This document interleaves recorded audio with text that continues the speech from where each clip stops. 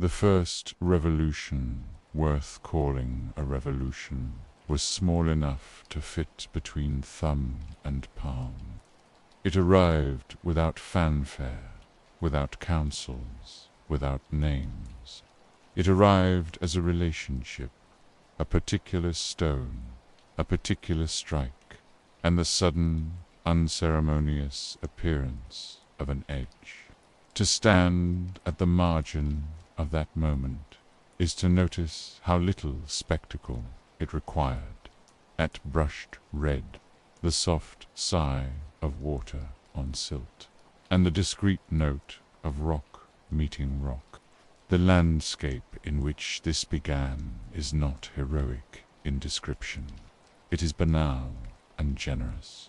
Rounded cobbles scattered like a careless scatter of beads, silt that yielded to bare feet, and water so patient it might have been teaching. Sound is a useful way into this scene. The lake offers an orchestra of low, habitual sounds.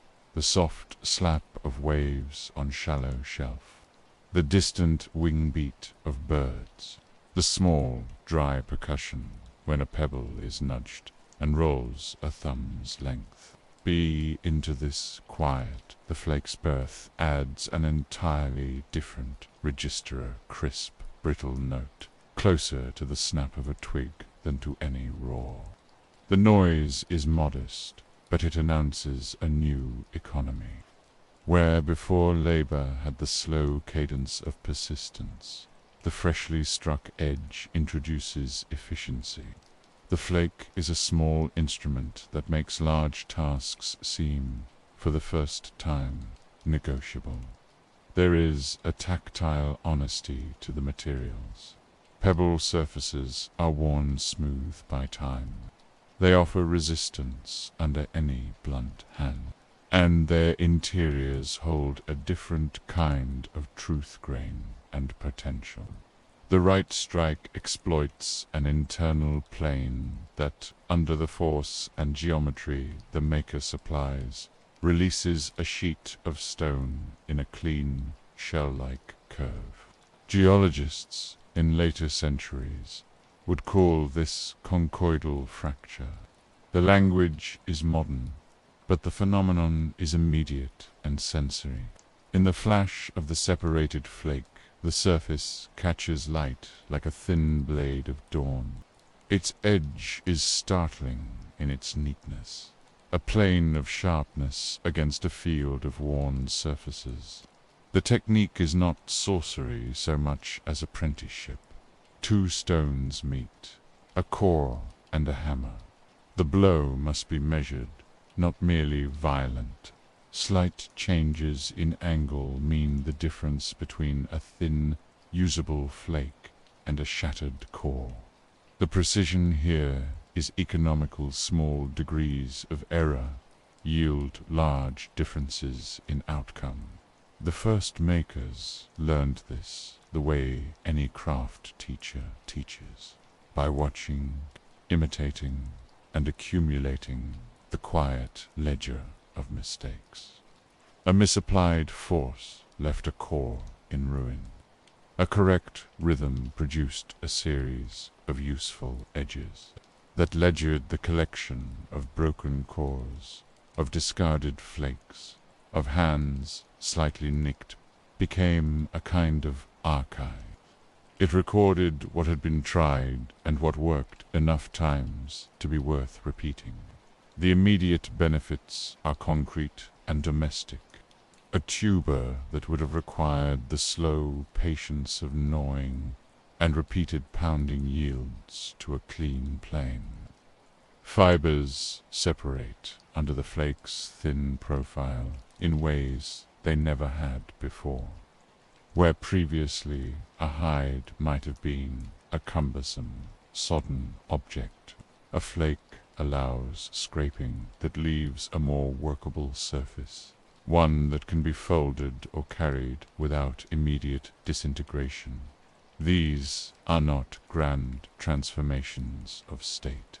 They are adjustments in effort and in schedule. Time saved in small increments, accumulates. An evening once consumed in the labor of preparation can be shortened. The idle hours freed are not idle for long. They become opportunities to test another technique, to watch a neighbor, to refine a wrist motion. That redistribution of attention is perhaps the flake's most consequential gift. Tools do not merely reduce toil. They reallocate attention away from necessity and toward possibility. When a person's day is no longer wholly consumed by processing food or repurposing hides, curiosity has a small foothold. The more practiced a hand becomes, the fewer surprises remain in raw material. The predictability of outcome invites experimentation. A technique used successfully at one lakeshore may be observed by a traveler and then adopted downriver. Thus, practices travel not only by instruction, but by imitation. The flake catalyzes a network of small learnings that spread faster than any planned teaching could have. Nor is this story solely about individual advantage. There are social effects that are quiet but structural. When some members of a group can accomplish certain tasks faster, labor becomes redistributable. Those freed by a shortened task might attend to childcare, scouting, or the slow business of observation that later becomes classification, the noticing of which stones yield best flakes, which fibers split along which lines, which angles produce repeatable results. Confidence in repeated practice evokes a communal trust in the technique. A method is no longer a private secret, but a predictable competency. The presence of reliable edges alters decisions about movement and exposure. Parties carrying effective tools can process resources more quickly and withdraw from a precarious place before conflict escalates. In an environment where unpredictability is a constant, the option to be swift is quietly powerful. The flake also teaches an early lesson in waste and renewal. Tools at this stage are consumable. Edges dull, flakes break. Yet the abundance of suitable stone along watercourses makes replacement practical. This renewability affects how value is perceived. Something need not be precious to be essential. The choice moves from conservation to production. A core that produces a dozen usable flakes is preferable to a prettier stone that shatters unpredictably. The eye learns to read the promise within a pebble, color, texture, the way it resists a fingertip. From that judgment, preferences and habits solidify. The craft, still nameless, becomes selective and, by degrees, there is a certain austerity in the objects themselves that lends them a plain dignity. A well-struck flake has a clean, unadorned beauty symmetry of form without ornament. That plainness is not absence, but refinement, utility pared down to its essence. Even so, the hands that produced these flakes bore the practical marks of their craft. Small scars, rubbed skin, fingers calloused in specific places, these are the human traces left in the margins of work. They are not heroic scars. They are the quiet signatures of proficiency. Mistakes leave their own archaeology in shards and worn stones. The record does not celebrate, but it instructs. The consequences for mobility are immediate and cumulative. Lakeshores, with their reliable access to both water and workable stone, become favored nodes in the shifting patterns of movement. Where an edge can be produced on site, the necessity of hauling pre-made implements diminishes. Mobility, in turn, becomes a vector for the spread of technique. A flake struck on one shore can influence practice far away simply because people move. Knowledge travels faster than elaborate ritual. A method observed in one place is applied in another. The practice becomes a kind of social currency. Yet the flake's virtues also highlight its limits. A sharp edge does not yield endurance of grip. The hand, with its generalist anatomy, lacks a built-in sheath. Long use of a bare flake risks discomfort and small injuries. The object is efficient, but not ergonomic. It invites a solution to make the tool easier to hold, safer to use, and more durable.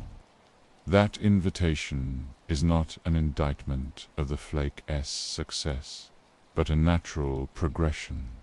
The way one small innovation exposes a question that the next will answer. For the moment, however, the lakeshore returns to its routine: wind, water, pebbles, and the patient, repeating note of stone striking stones. Quick edges make quicker meals and safer scavenging. That arithmetic, small and pragmatic, sets the stage for the next human adjustmenter, better grip. Born of necessity, curiosity, and the modest hunger for an easier hand. The edge was the revelation. The hand was the apprentice. After the first flakes fell, the problem became one of repetition. How to make the same clean edge again and again. The answer lay not in chance, but in learning, and the body was the classroom. Fingers remembered weight, wrists measured angle. The ear caught the dry note of a successful strike. This was craft before craft had a name. The human hand is both crude and subtle. Crude in that its bones are blunt tools, wrapped in skin too easily, opened by error.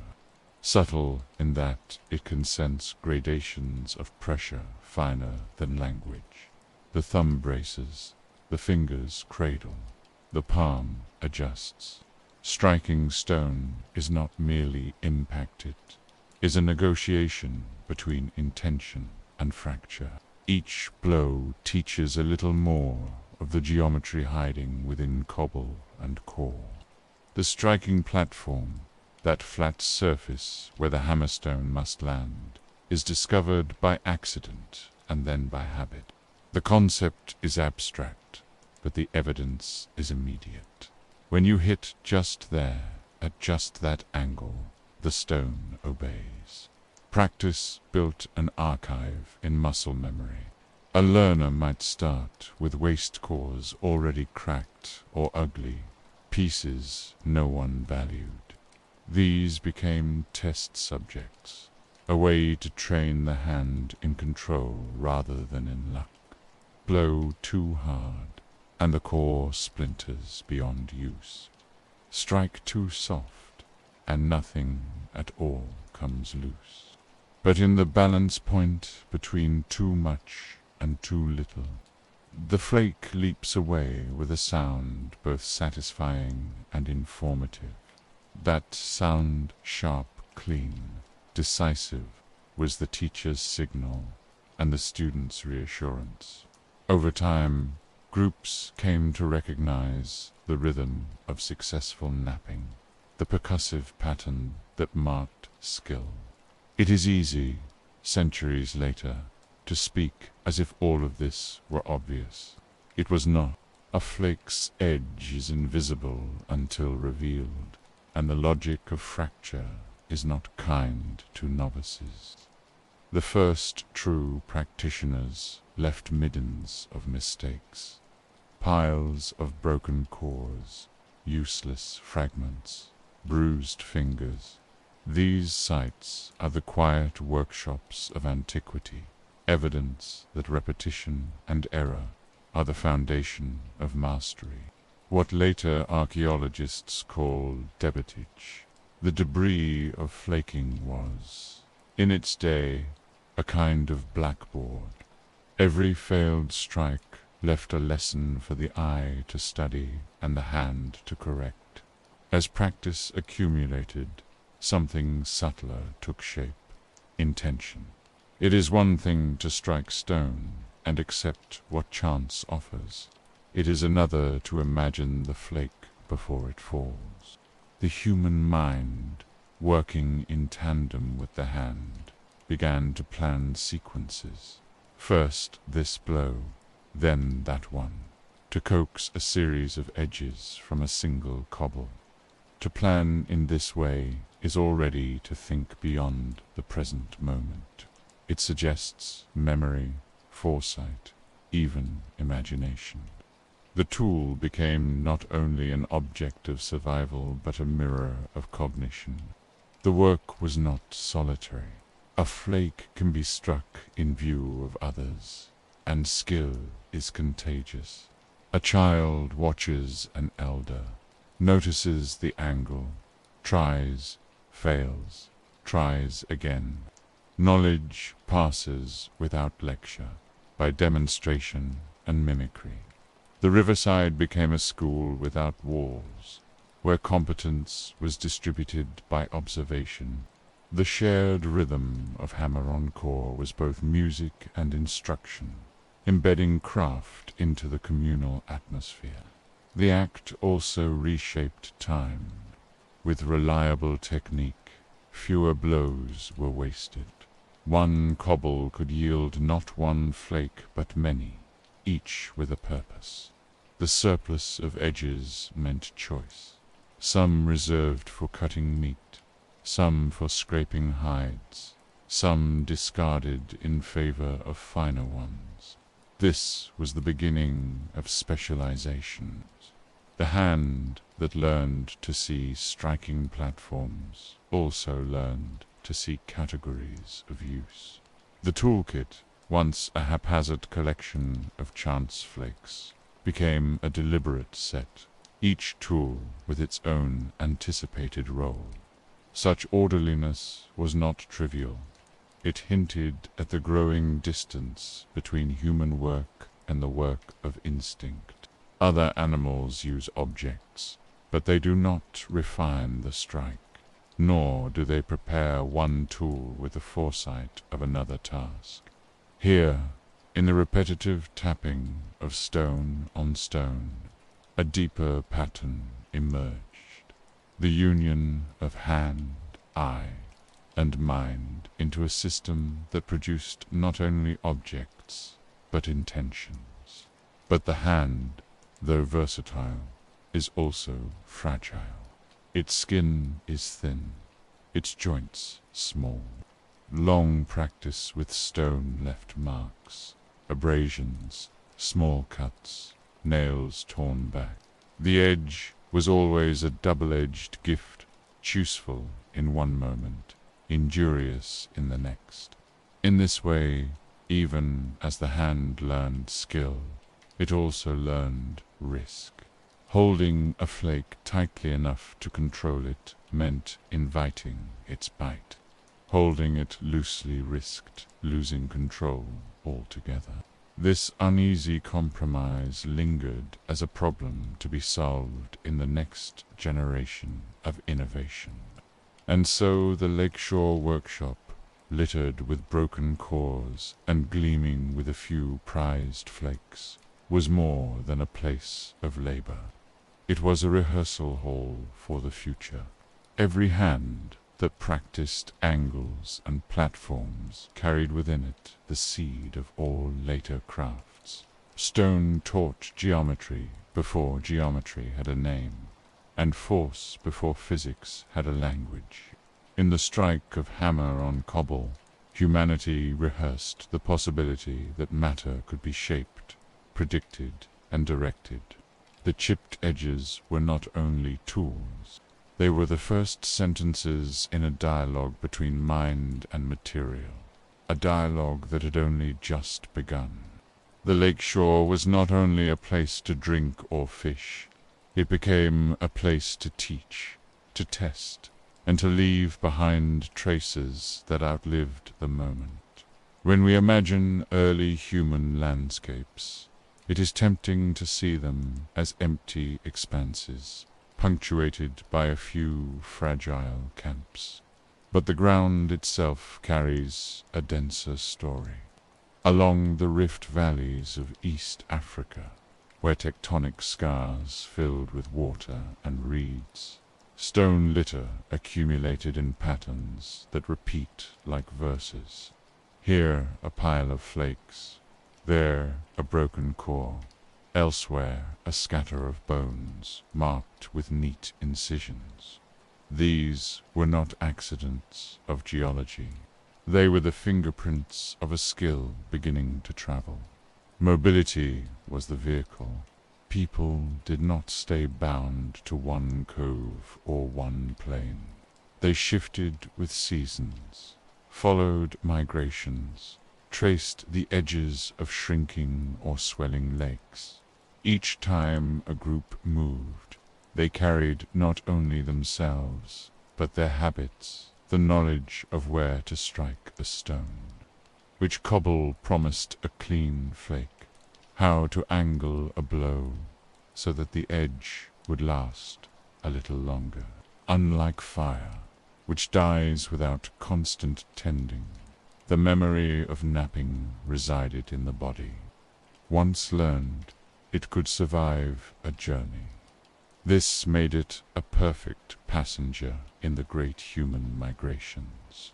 Archaeological sites from these early times speak in debris. They do not offer monuments or inscriptions. They offer small horizons of stone flakes, spread like confetti across an ancient lakeshore terrace. To a modern eye, they may seem chaotic, but within that scatter is rhythm. The pattern suggests where a person sat, how many blows they struck before moving, how often the core split the way they intended. In one place the density is thick, a cluster of attempts. In another, a trail of flakes leads outward, as if work continued while traveling. The landscape itself became a silent chalkboard, recording practice through repetition. What makes this diffusion remarkable is its speed relative to language.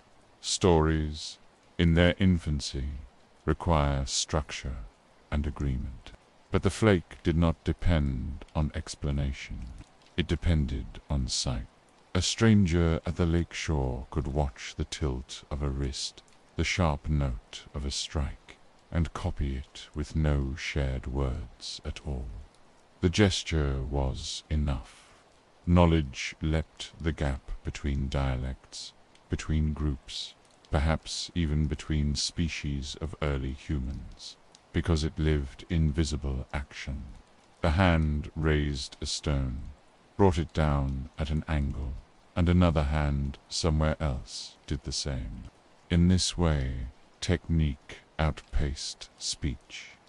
Mobility also meant adaptation. Stones suitable for flaking are not evenly distributed. A group arriving at a new lake might find cobbles of basalt, dense and tough, instead of the easier quartzite they knew. The old habits needed slight adjustments, harder blows, sharper platforms, more waste before success.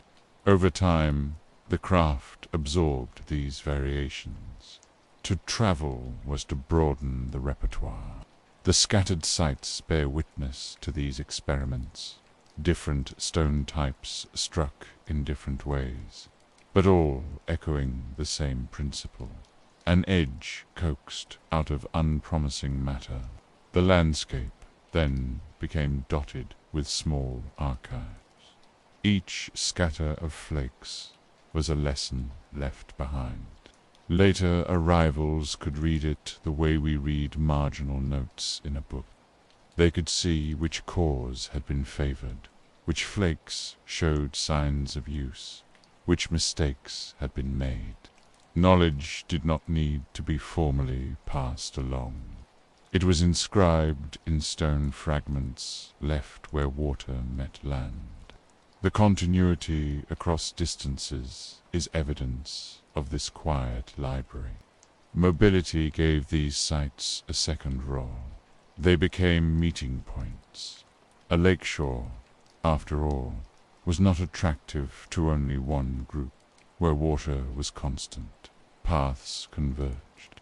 In such encounters, whether peaceful or wary, the very presence of napped stone announced a shared understanding. Even if groups did not mingle for long, the flake itself could be a message. We know how to do this too. The act of tool-making became a silent language of recognition, a marker of belonging to the same experiment in survival. The speed at which these skills spread is not measurable in days or years, but in the gradual thickening of evidence. Over a few hundred millennia, sites across East Africa begin to look related. A scatter by Lake Turkana mirrors one near Olduvai. The resemblance is not accident. It is the mark of people carrying habits across valleys and plains. Long before trade routes, long before recorded journeys, the diffusion of stonecraft wrote its own kind of map. It was a map drawn not in ink, but in technique, linking places by shared gestures. For those who lived it, this was not history, but daily practice. The lake was a source of fish, reeds for baskets, mud for shelter, and water for life. The flakes were tools as ordinary as a stick or a firebrand, and yet, in their ordinariness, they stitched together a countenance. The same small edges cut tubers beside many different waters, scraped hides under many different skies. The repetition of practice became a kind of quiet chorus, sung not in voice but in stone. The story here is not one of sudden invention, but of persistent movement. A technique learned in one place does not stay confined. It follows the human tendency to wander. Mobility carried the edge further than any story could have, embedding it in landscapes far from the first lakeshore. And as people moved, they left behind more than footprints. They left behind patterns of stone that still whisper of their passage. From flake to flake, from site to site, the knowledge of the edge spread faster than words, carried on the rhythm of the human hand. Edges, once coaxed from stone for the sake of scavenged meat, soon found new callings. The sharp line of a flake did not care whether it parted sinew or split a stalk. It cut wherever pressure guided it. This versatility gradually revealed itself as people experimented not with the material, but with its possibilities. Survival was never a single task, and the edge proved itself capable of serving many. Animal hides, for instance, demanded attention. To leave them untreated was to court decay, but to clean them was to unlock warmth and shelter. A flake drawn carefully against a skin could strip away the clinging fat and fiber, leaving a surface more supple. These were not garments yet. not in the sense we imagine, but coverings and wrappings laid over shoulders or stretched against branches to shield a dwelling. Each hide, scraped smooth, meant a little more insulation against cold winds, a little more comfort in night's chill. The flake thus shifted from tool of survival in the moment to tool of endurance across seasons. Plants, too, yielded to stone. Underground tubers, often fibrous and tough, could be rendered edible by slicing away their skin and dividing them into manageable pieces. In a world where food was uncertain, such preparation extended the range of what could be consumed. The same edge that could part a tendon could also strip a root. The toolkit was learning to speak more than one language, and each new use made life less precarious. Bones entered the repertoire as well, not only as remnants of scavenged carcasses, but as resources in themselves. A flake pressed firmly against bone could scrape out marrow, a rich prize hidden within. Marrow was food that did not run or rot quickly. It lay waiting in the skeleton long after flesh had gone. The stone edge granted access, and with it, a steadying of diet. The range of chores broadened further with wood.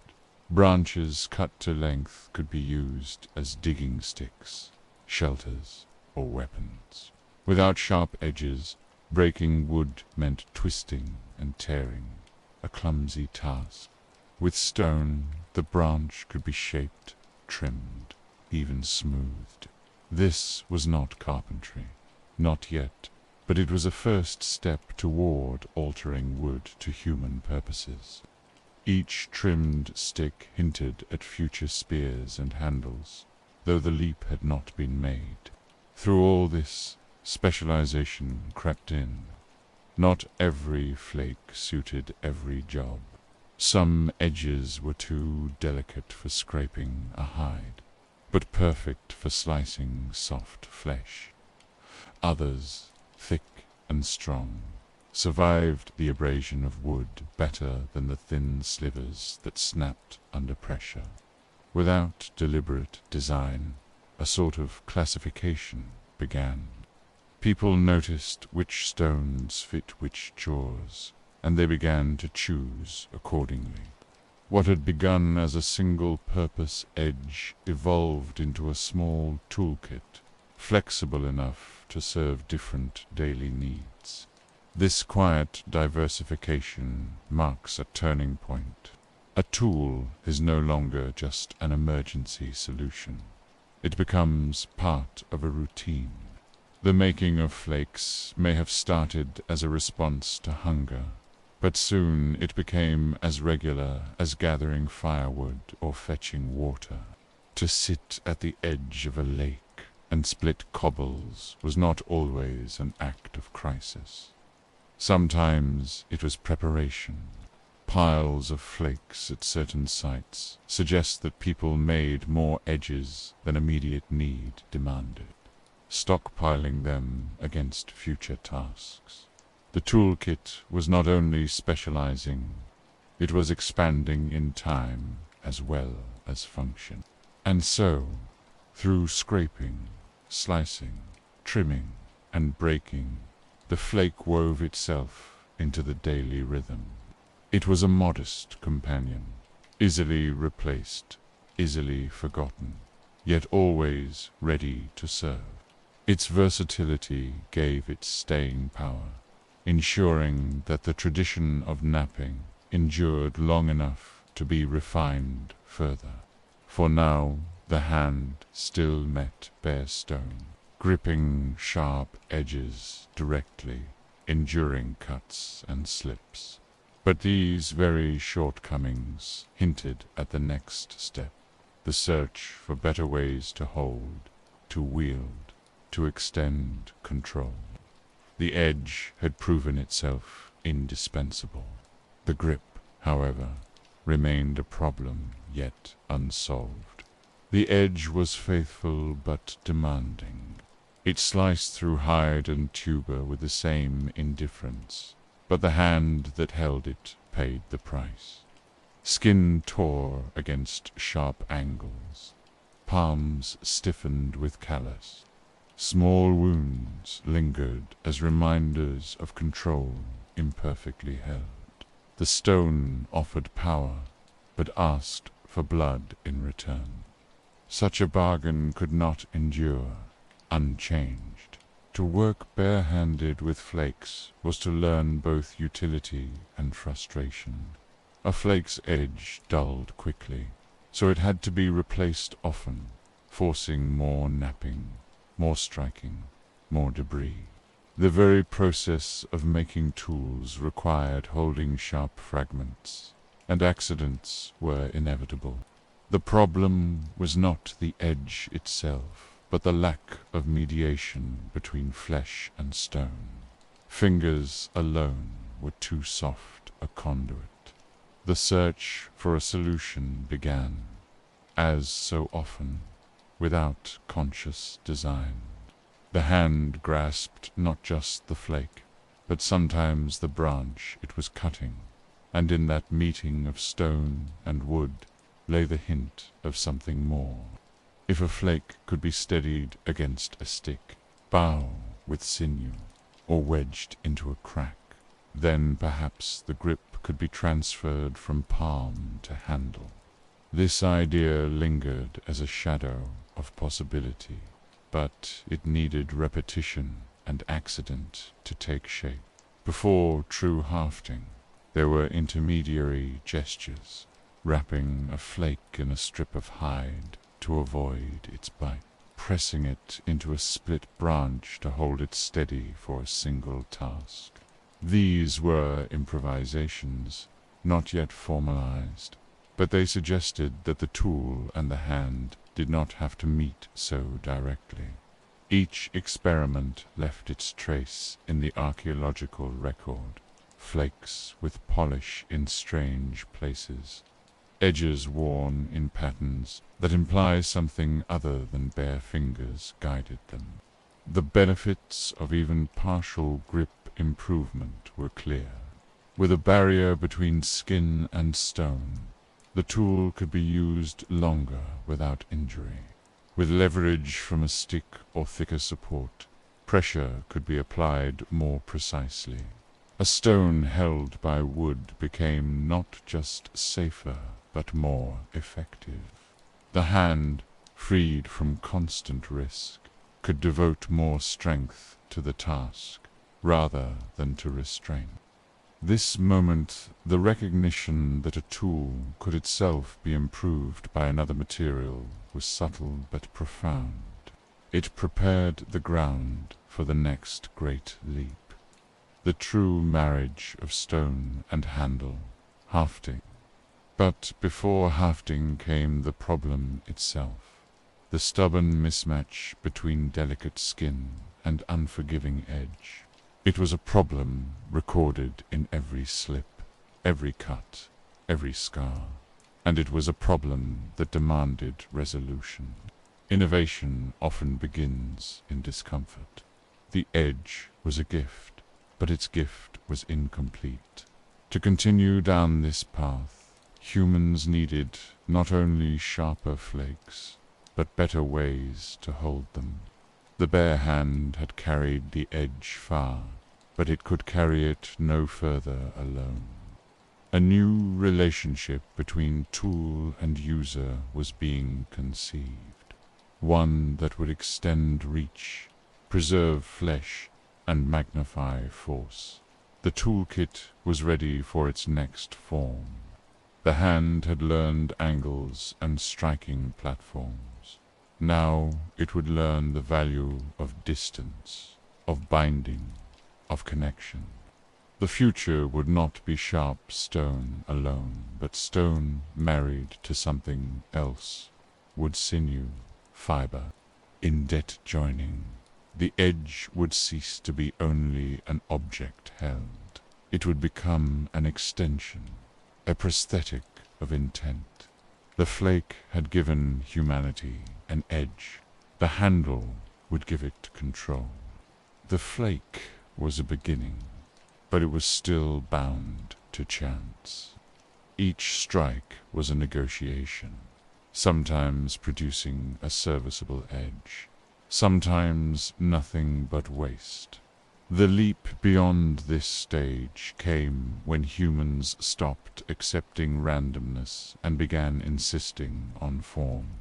This was the birth of the Acheulean Handaxe, a tool not stumbled upon but envisioned. Shaping stone into a teardrop required more than brute force. It required patience, foresight, and rhythm. One side struck, then turned. The other side struck, then turned again. Blow after blow, alternating faces, narrowing the piece until it tapered to a balanced edge. The process was no longer about removing one flake for immediate use, but about shaping the entire core into a lasting form. Where old-down tools were improvisations, Acheulean Handaxes were compositions, guided by the idea of symmetry. Symmetry was not incidental. It was a statement of planning, a reflection of an inner model carried in the mind before it existed in the stone. To envision a teardrop and then coax it into being required abstract thought. The ability to see beyond the irregular lump of raw material and imagine a shape not yet real. This was geometry expressed in blows. The sharp edges were useful, but the true innovation lay in the act of imposing design on matter. The results were striking. A finished handaxe could serve for cutting meat, chopping wood, scraping hides, even digging roots. Its edges could be sharpened again and again, giving it a long life compared to fragile flakes. It was not just a tool. It was a toolkit in itself, a multi-purpose implement that traveled with its owner from task to task. Archaeologists today find them scattered across Africa, Europe, and Asia, evidence of a tradition that lasted more than 1,000,000 years. Few inventions in human history have been so enduring. The making of a handaxe carried a rhythm almost like music. Strike, turn, strike, turn. The repeated pattern embedded itself in muscle and in memory.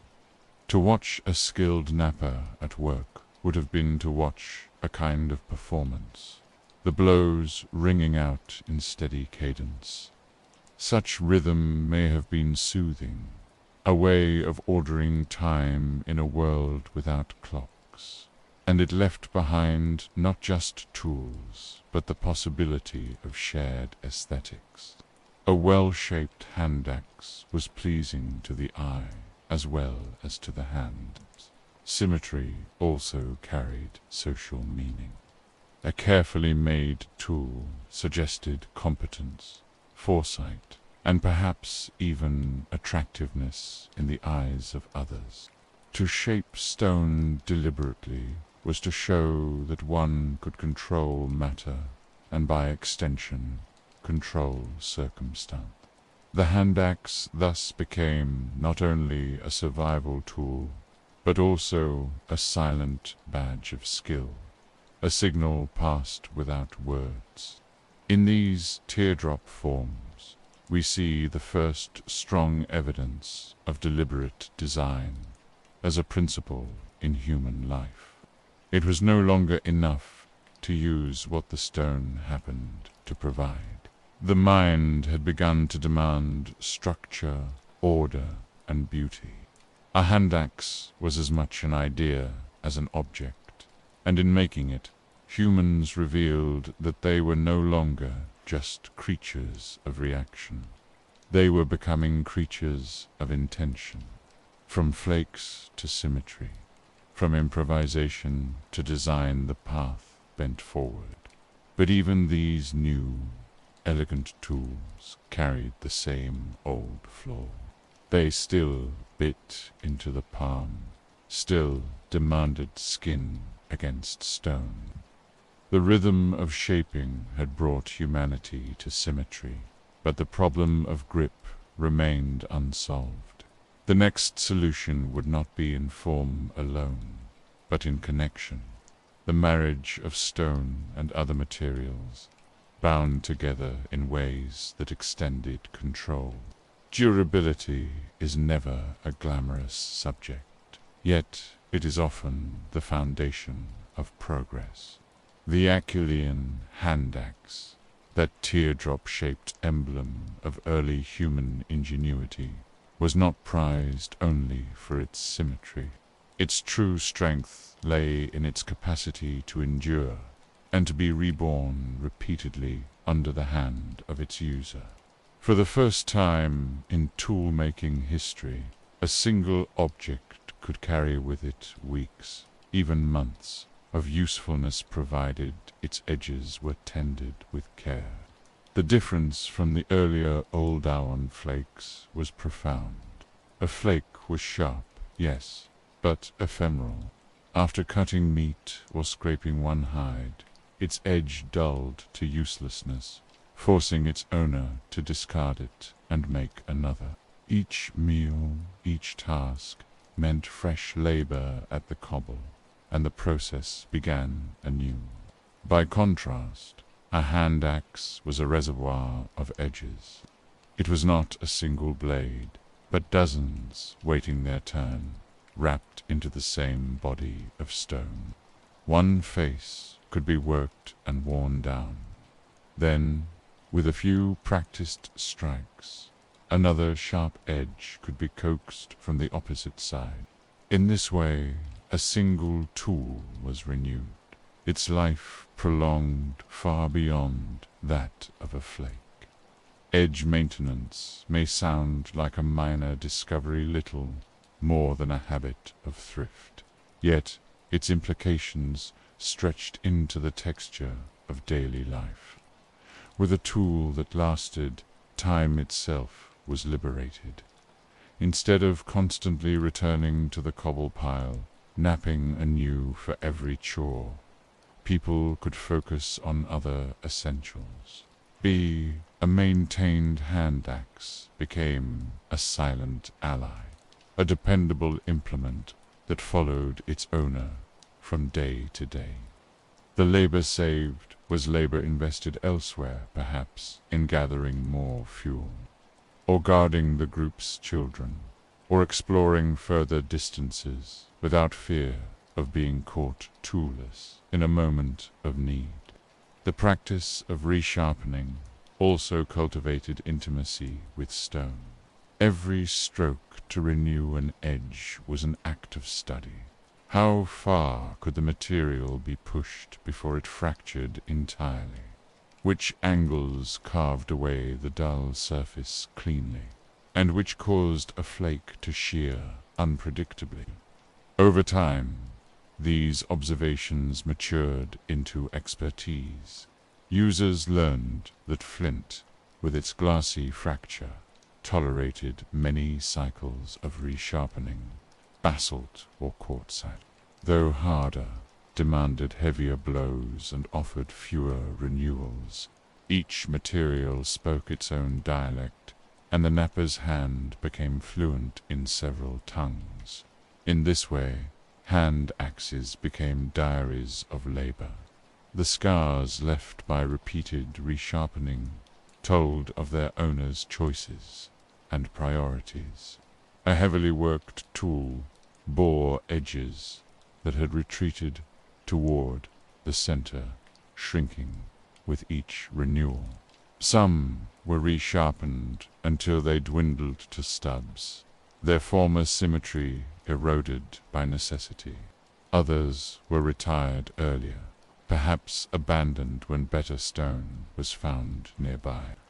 Each hand axe thus preserved a record of use, a history of tasks and travels hidden in its geometry. There is also a psychological dimension to durability. A flake, discarded without thought, offered no continuity. It was a fleeting moment of sharpness, and then it was gone. A hand axe, carried and maintained, offered familiarity. Its weight in the palm became known, its balance predictable, its edges reliable. It was not alive, yet it could be trusted like a companion. To move across the savannah with a hand axe tucked at the hip was to carry reassurance. One was prepared for what lay ahead, whether root, hide, or bone. This companionship was reinforced by portability. Unlike fire, which needed constant feeding, or food, which spoiled, the hand axe endured. It could be slung in a pouch, gripped in the hand, or tucked beneath an arm without risk of decay. It did not demand constant vigilance. In this sense, it was an early form of security technologia, guarantee that the user was never wholly unarmed or unprepared.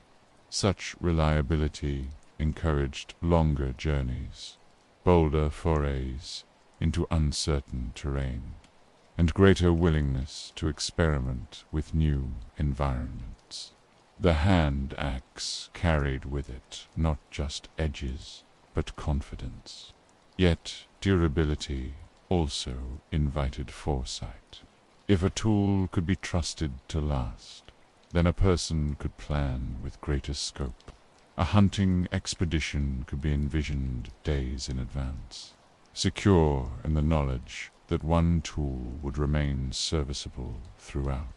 A move to a new lake shore or valley could be undertaken without anxiety that tools would fail.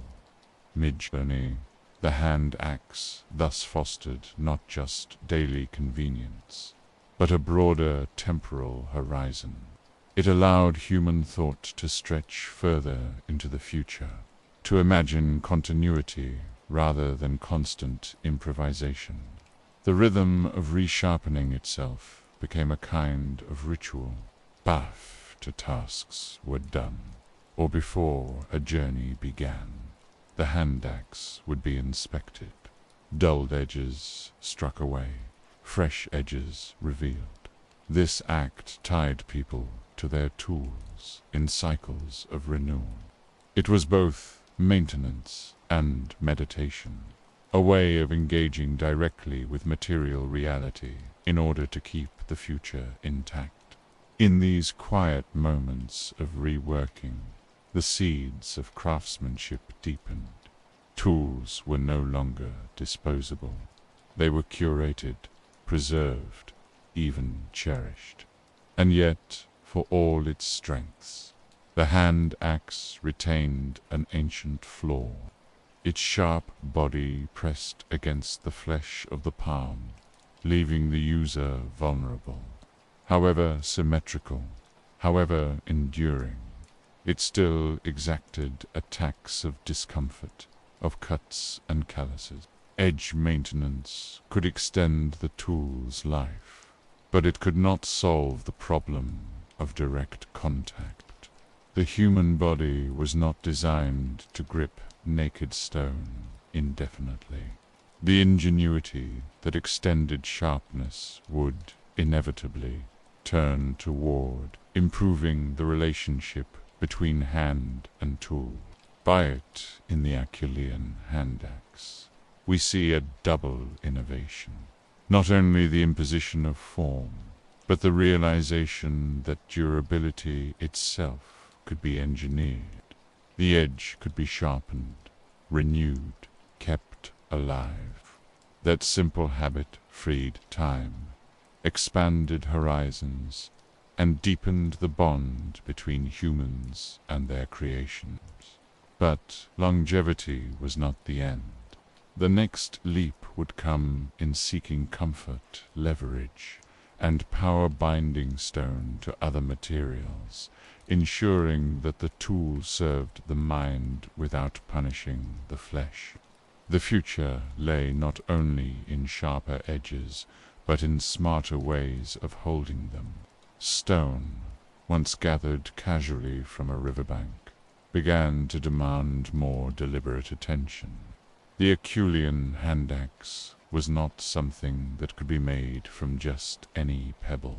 Certain rocks fractured predictably, producing sharp, durable edges, while others splintered into useless shards. This distinction gave rise to a new behavior: the search for quarries. Early people began to recognize landscapes not simply for their animals, water, or shelter, but for the quality of the stone beneath their feet. In East Africa, exposures of volcanic tuff, basalt, and obsidian became magnets for tool makers. Across Europe and India, outcrops of flint or quartzite drew similar attraction. People came to these sites not for food, but for the raw material of survival itself. They chipped away blocks, tested cores, and discarded flawed attempts, leaving behind dense carpets of stone flakes that modern archaeologists still uncover today. Some of these scatters stretch for hundreds of meters testimony to repeated visits over generations. The act of returning to quarries signaled something more than individual necessity. It suggested memory, shared landmarks, and perhaps even a kind of tradition. To walk toward a known outcrop was to follow a path trodden by others, to arrive at a place already sanctified by utility. There groups gathered, not to feast or to shelter, but to shape stone together. In these workshops, the rhythm of percussion echoed between individuals. Strikes on one side were mirrored on the other. Mistakes were observed and corrected. Successful techniques silently demonstrated. It is tempting to imagine words being exchanged at these sites, but even without language, imitation would have sufficed. A novice could watch the twist of a wrist, the angle of a blow, the pressure of the final trimming, and attempt to copy it. Failure taught lessons as effectively as success. The presence of dozens of nearly identical handaxes at a single quarry site suggests that methods were converging, that people were not merely improvising, but aligning their practices with a common pattern. Such convergence is one of the first markers of culture. Random chance produces variety. Only sustained teaching and imitation produce uniformity. A scatter of handaxes, all shaped with strikingly similar outlines, despite being made by different individuals, speaks of knowledge that was transmitted and stabilized. These were not accidents of geology. They were products of shared understanding. Quarries thus became classrooms, though no one would have thought to call them that. In the open air, with stone fragments crunching underfoot, lessons were absorbed by watching, trying, and failing. A rhythm of apprenticeship emerged, carried not by words, but by gestures. Over time, a style might develop within a region, a particular way of shaping the tip or thinning the base. This regional signature allows archaeologists today to trace the spread of groups, mapping migrations by the fingerprints of their handaxes. The persistence of these styles over tens of thousands of years is striking. It tells us that groups were not merely making tools individually, but maintaining conventions across generations. The handaxe became more than an object. It became a symbol of belonging. To shape a tool in the local style was to echo the movements of ancestors, to join a lineage of practice. Tradition, in its earliest material form, was etched into stone. Workshops also reveal another layer of sophistication. Planning. The presence of rough, outspartially shaped handaxes, abandoned at quarries, indicates that people often prepared tools in advance of travel. Rather than carrying heavy raw blocks, they reduced them on site, shaping cores into portable forms. These could be finished later, near the camp or during a journey. Such foresight reveals a chain of thought extending beyond the immediate moment. The quarry was the beginning of a process, not its end. This foresight bled into mobility. With reliable sources of raw stone in mind, people could expand their ranges, venturing further with confidence that their toolkit could be replenished. A hunter who knew the location of a flint outcrop 20 kilometers away might plan his route accordingly. Journeys thus wove together networks of quarries, watering holes, and hunting grounds, mapping the landscape not only in terms of food but of technology. Archaeological finds sometimes show that high-quality stone traveled far from its source. Blocks of obsidian from Rift Valley volcanoes appear hundreds of kilometers away, carried or traded across expanses of savanna. This portability of stone speaks to more than wandering individuals. It suggests encounters between groups, the exchange of materials, and perhaps the silent admiration of a handaxe, shaped in a style not one's own. At quarries and workshops, something else quietly unfolded: patience. The making of a symmetrical handaxe required dozens, sometimes hundreds of strikes.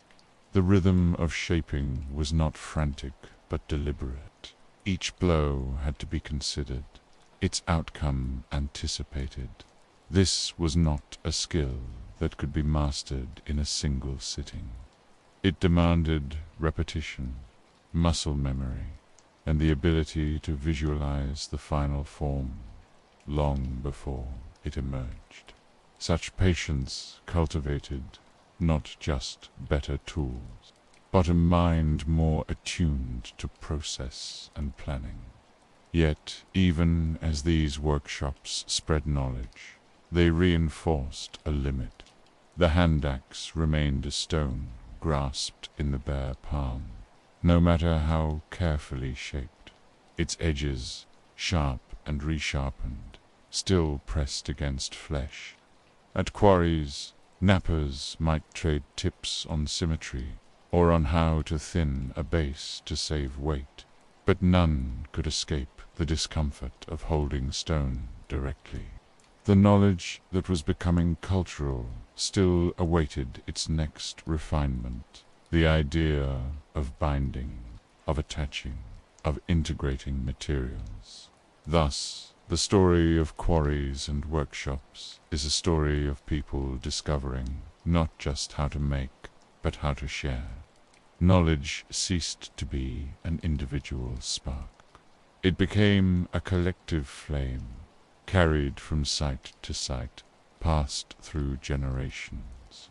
The uniformity of handaxes across continents tells us that once a new idea took root, it was not lost. It spread, it endured, and it became part of the very identity of the groups who shaped it. Culture, in its infancy, was stone. It clinked beneath bare feet. It echoed in rhythmic percussion. It lay scattered in fields long after its makers had moved on. These sites were the earliest archives of memory, preserving not words, but methods, not stories, but shared gestures. From them, the seeds of tradition and community grew, preparing the ground for the next great step, when stone would no longer be bound to bare hands, but to wood and fiber, extending human reach beyond the palm. Symmetry was the Acheulean ideal, but reality was never uniform. As groups carrying their skills wandered beyond the Rift Valley and across continents, their Handaxes shifted subtly, adapting to the raw materials at hand. The dream of a perfect teardrop persisted, yet the stone itself often dictated compromises. Flint fractured cleanly, producing razor-thin blades with graceful outlines.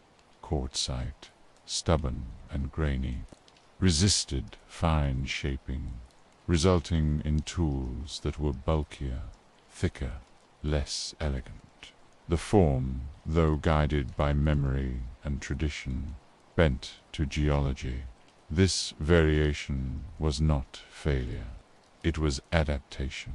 The Handaxe was less a rigid blueprint than a flexible grammar. Wherever early humans traveled north into the Levant, across the plains of India, or west into Iberia, they spoke the same technological language, but with dialects shaped by local stone. Some tools were broad, almost oval, others long and narrow, their points sharpened to piercing tips. Archaeologists, tracing these shifts, find regional signatures, echoes of both environment and migration.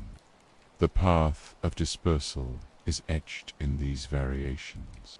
In East Africa, the earliest Handaxes exhibit bold symmetry, their nappers aided by obsidian and fine-grained basalt. As groups moved into Europe, flint allowed even more refined craftsmanship, creating specimens so thin they seem almost decorative. But in South Asia, quartzite quarries demanded different strategies. Thicker edges, heavy-duty forms better suited to pounding than slicing. The Acheulean was never static. It was an evolving dialogue between idea and material. These regional styles reveal more than geology. They chart human movement. A traveler carrying a mental model of a Handaxe encountered unfamiliar stone, and adapted technique to suit it. That adaptation was then copied by others, becoming local convention. Over centuries, distinct accents of Handaxe making emerged, much as spoken language drifts into regional dialects. The Acheulean tradition thus grew into a family of styles recognizably related, yet shaped by distance and environment. Some variations hint at specialized use.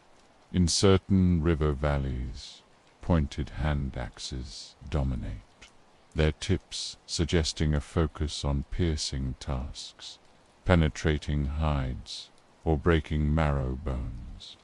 Elsewhere, broad, flat forms abound, better for scraping bark or slicing tubers. The Acheulean toolkit was not a single design, but a spectrum of possibilities, selected and reselected according to the challenges of local landscapes.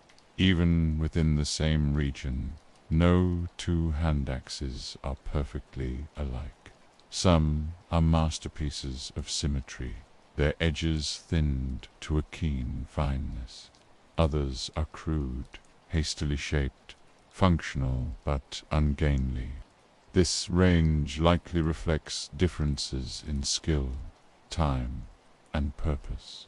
A finely crafted piece may have been made by a master napper, intended for repeated resharpening and long use. A rougher tool might have been a novice's effort or a quick expedient for a single task. Together, they suggest communities where skill levels varied, where practice was ongoing, and where not every handaxe was meant to last forever. Migration routes carried more than tools. They carried knowledge itself. When people dispersed from Africa into Eurasia, they did not leave their traditions behind. They carried the Acheulean with them, reshaping it to fit new contexts. Even across thousands of kilometers, the same logic of bifacial shaping persisted. The endurance of this technological tradition lasting more than 1,000,000 years testifies to its strength. Few inventions in human history have remained so stable across so vast a span of time. Yet variation was essential to that endurance. A rigid design might have broken under the pressure of new environments. Flexibility kept the Acheulean alive. A handaxe made of quartzite may not have matched the thin elegance of flint, but it performed its tasks well enough. The tradition survived not by clinging to perfection, but by accommodating imperfection, by molding itself to circumstance. This lesson, subtle but profound, foreshadows the broader story of human technology. Adaptability as the key to longevity. The story of variation also reveals the intimate relationship between humans and stone. To pick up a block and envision its possibilities required imagination. Not every rock could become a tool. Each had its potential locked within. The nappers I sought planes and fractures, seeing the hidden form before it emerged.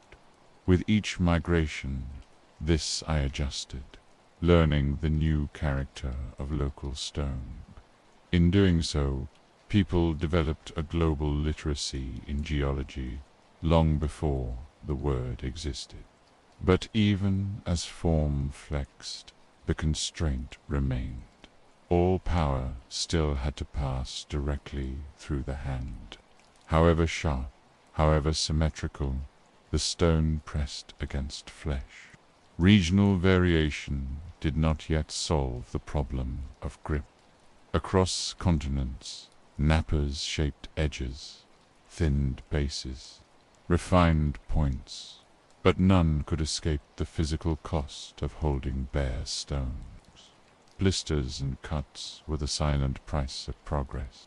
And so, while the Acheulean handaxe spread and diversified, it also carried within it a tension. It was immensely successful, yet incomplete. The next step in the lineage of tools would not be about the stone itself, but about the relationship between stone and the human body. Somewhere in the quiet experiments of binding and wrapping, a thought was forming. That stone might be wedded to wood or fiber, that the edge could be carried not by the hand directly, but by a handle. Variation in form, carried along migration routes, thus set the stage for the next revolution. The Acheulean taught humanity two great lessons: that design could endure across generations, and that design could adapt without losing its essence. Both would prove vital when the idea of hafting arrived. For if handaxes were the body of technology, cord and handle would become its skeleton, binding parts together into something greater, across quarries and campsites, in flint and quartzite, basalt and chert. The Acheulean spread like a steady heartbeat through the prehistoric world. Its variations speak to a species on the move, put encountering difference, and learning to bend without breaking. But behind each tool lay the same fundamental truth. Stone alone was not enough.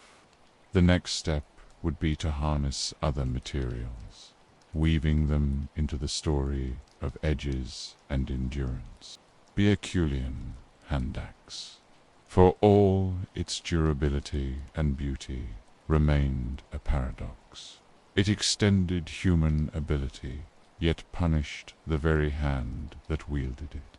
Every stroke of hide scraping, every slice of meat, every strike against bone came with a reminder. Stone is indifferent to flesh. Its edges cut outward, yes, but they also pressed inward, abrading palms and fingers. Calluses thickened, small cuts multiplied, and hands bore the cost of invention. The hand axe solved many problems, but left one unsolved comfort. This irritation became the seed of transformation. The idea was deceptively simple. What if the stone did not have to meet the skin directly? What if some other material could stand between, absorbing the bite of the edge and channeling the force more effectively? Somewhere, perhaps by accident, a shard was pressed against a branch, or a stone flake jammed into the split of a stick. The moment may have seemed trivial at first, but its consequences were vast. By binding stone to wood, humans discovered the principle of hafting. Hafting was more than protection. It was multiplication. The hand no longer had to clutch a sharp edge awkwardly. Instead, the stone could be mounted securely, the shaft serving as lever and handle. A cutting tool became more efficient, delivering greater force with less strain. A scraper mounted on wood allowed longer use before fatigue. Most significantly, a sharpened stone lashed to a shaft became something new, a weapon capable of extending the arm's reach. The same palm that once bled against stone could now strike from safer distance. The materials for this innovation were humble. Fibers peeled from bark, sinews pulled from animals, strips of rawhide softened with water, could be twisted or wrapped to hold stone in place. Resin from trees, sticky when warmed and hardened when cooled, served as adhesive. None of these substances were rare, but together they created a bond that transformed tools from mere objects into composites. Humanity's first multi-material inventions were born, inaugurating a principle that would shape every later technology. The whole can be greater than the sum of its parts. Hafting demanded foresight. Unlike a hand axe, which could be napped and used immediately, a hafted tool required preparation. Wood had to be cut, shaped, and dried. Fibers had to be gathered and twisted. Resin had to be heated carefully, lest it burn away. This complexity encouraged planning, patience, and perhaps cooperation. One person might shape the stone, another prepare the shaft, another twist the cord. The tool thus carried with it not just sharper edges, but deeper social bonds. With hafting, the range of possible tools expanded dramatically. The same principle could be applied to many shapes: points for spears, blades for axes, flakes for adzes. Each combination unlocked new tasks. A hafted axe could chop wood far more effectively than a bare hand axe. A spear could be thrust at animals without exposing the hunter to tusks or hooves.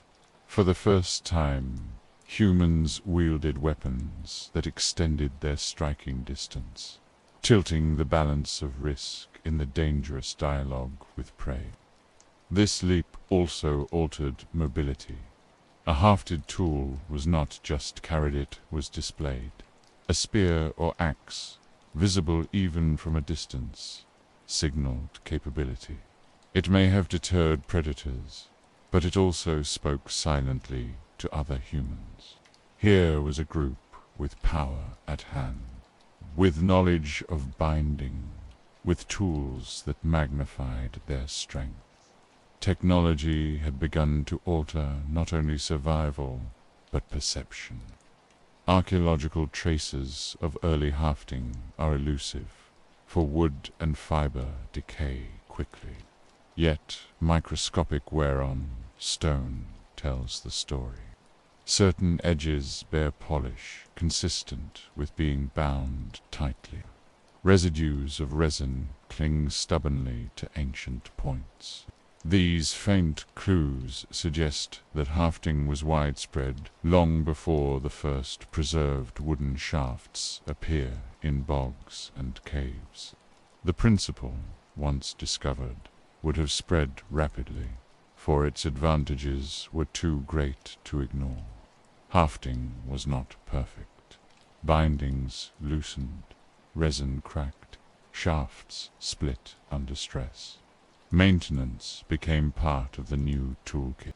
A spear point had to be checked, adjusted, refastened. Yet this very imperfection encouraged innovation. Stronger fibers, better adhesives, tighter lashings all became subjects of experimentation.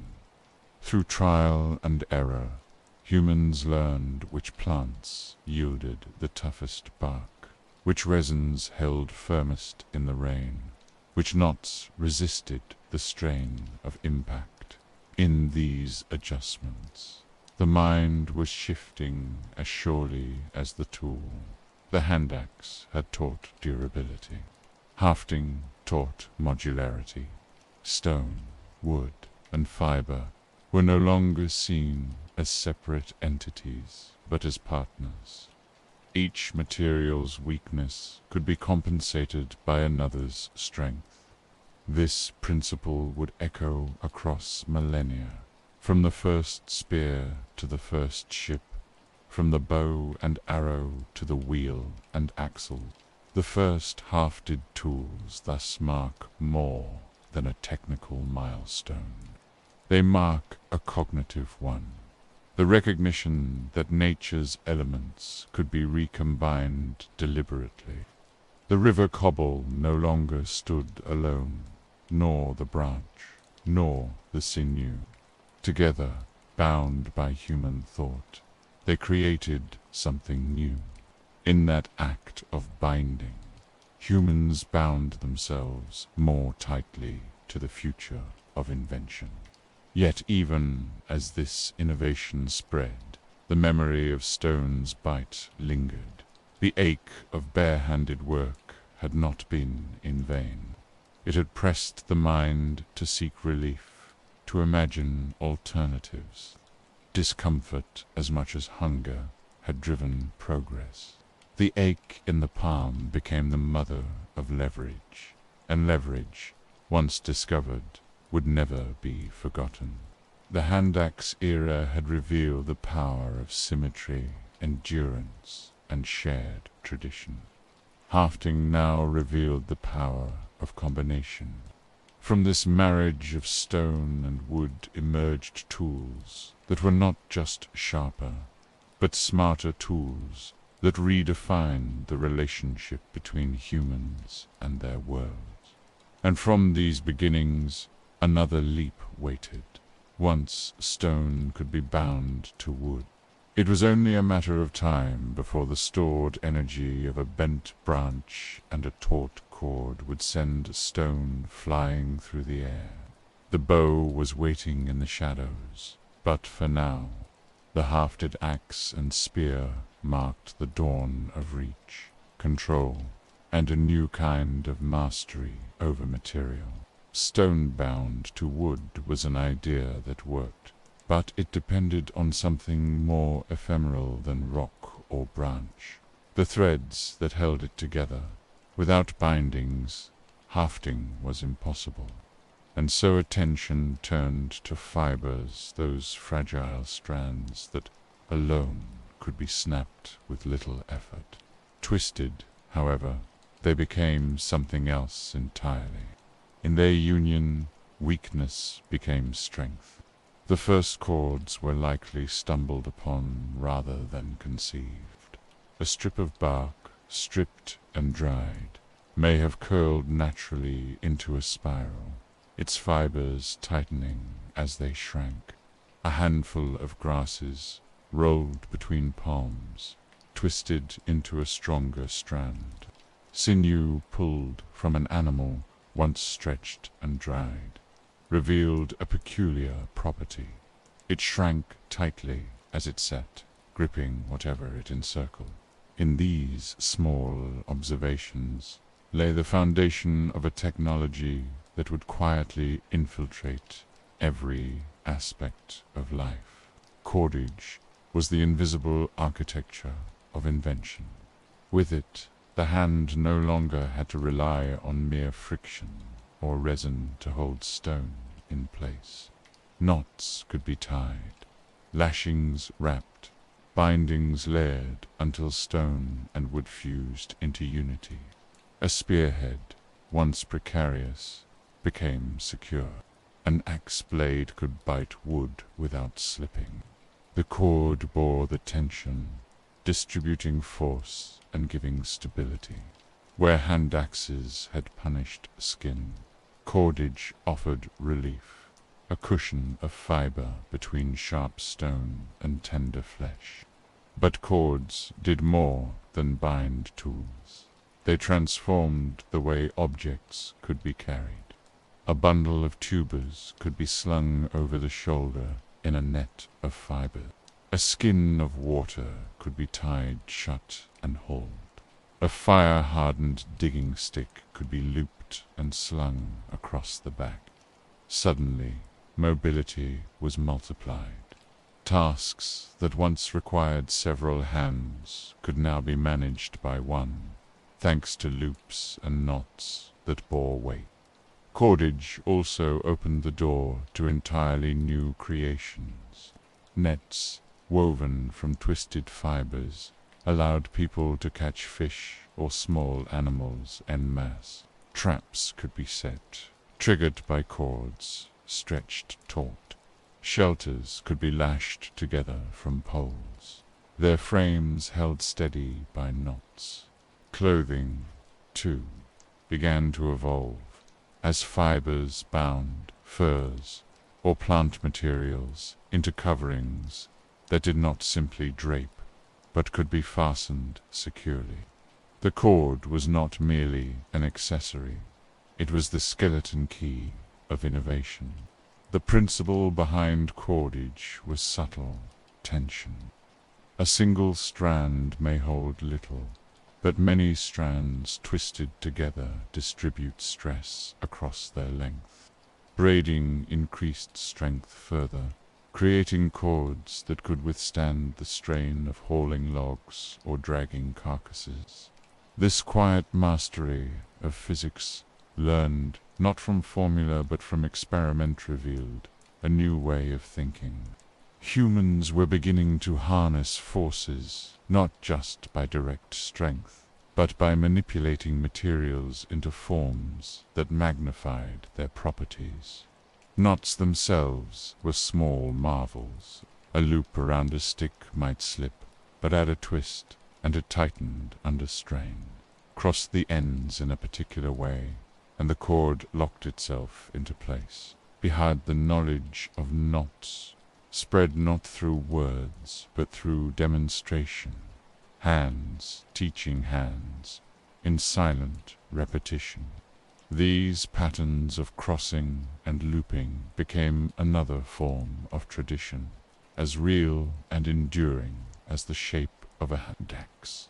Cordage may seem humble compared to the glitter of obsidian or the heft of a spear, yet its impact was profound.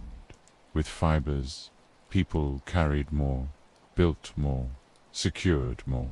Fibers allowed tools to become modular. A point could be detached, resharpened, and rebound without discarding the shaft. In this modularity lay efficiency. A spear was not a single-use object, but a renewable one. A cord, when worn, could be replaced without remaking the entire tool. The principle of replaceable parts had quietly entered the human repertoire. Beyond function, cordage carried symbolic weight. To twist fibers was to transform nature's fragility into resilience, to impose order on strands that would otherwise fray and fall apart. A cord was, in essence, civilization in miniature. Disparate threads bound into unity, stronger together than apart. It embodied the idea that small things, properly combined, could bear great burdens. As with stone, regional variations emerged. Be in one place, vast fibers from trees became the standard. In another, grasses or palm leaves. In colder lands, sinew from reindeer or elk. Each environment offered different materials, and each group devised ways to prepare, twist, and strengthen them. Techniques evolved, rolling on the thigh, braiding with multiple strands, soaking and drying to toughen the fiber. The result was a diversity of cords as broad as the landscapes they spanned. Cordage, too, became part of memory.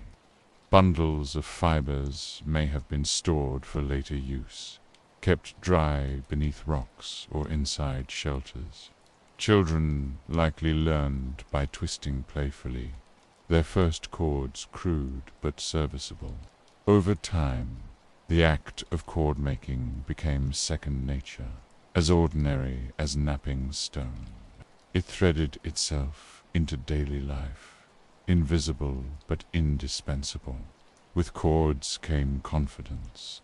A group equipped with lashings could build more elaborate shelters, haul heavier loads, and travel further.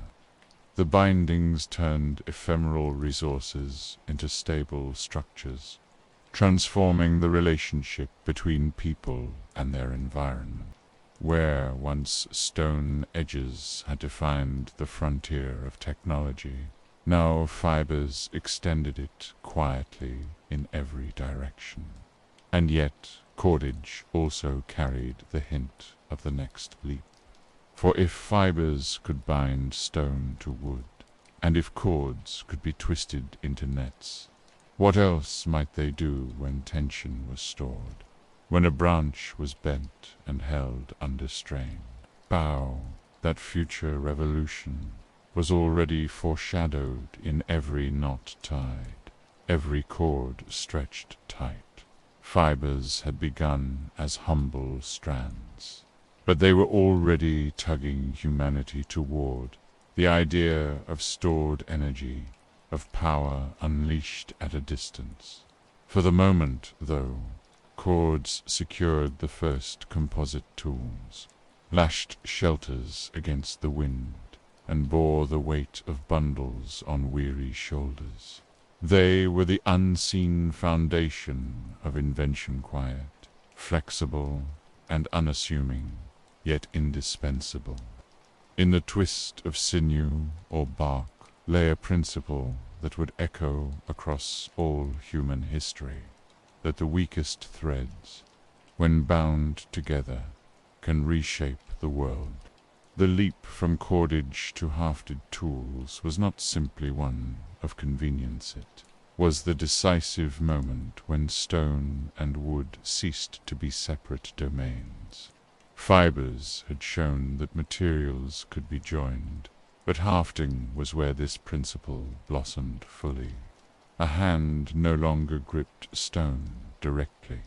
Instead, the sharpened flake or axe head was married to a shaft. The union produced something greater than either material alone. The spear, the axe, the adze. The spear was perhaps the most transformative. Before Hafting, hunters approached prey with handheld stones, relying on speed, stealth, and proximity. It was a contest fought at dangerous closeness, where one misstep could turn the hunter into the hunted.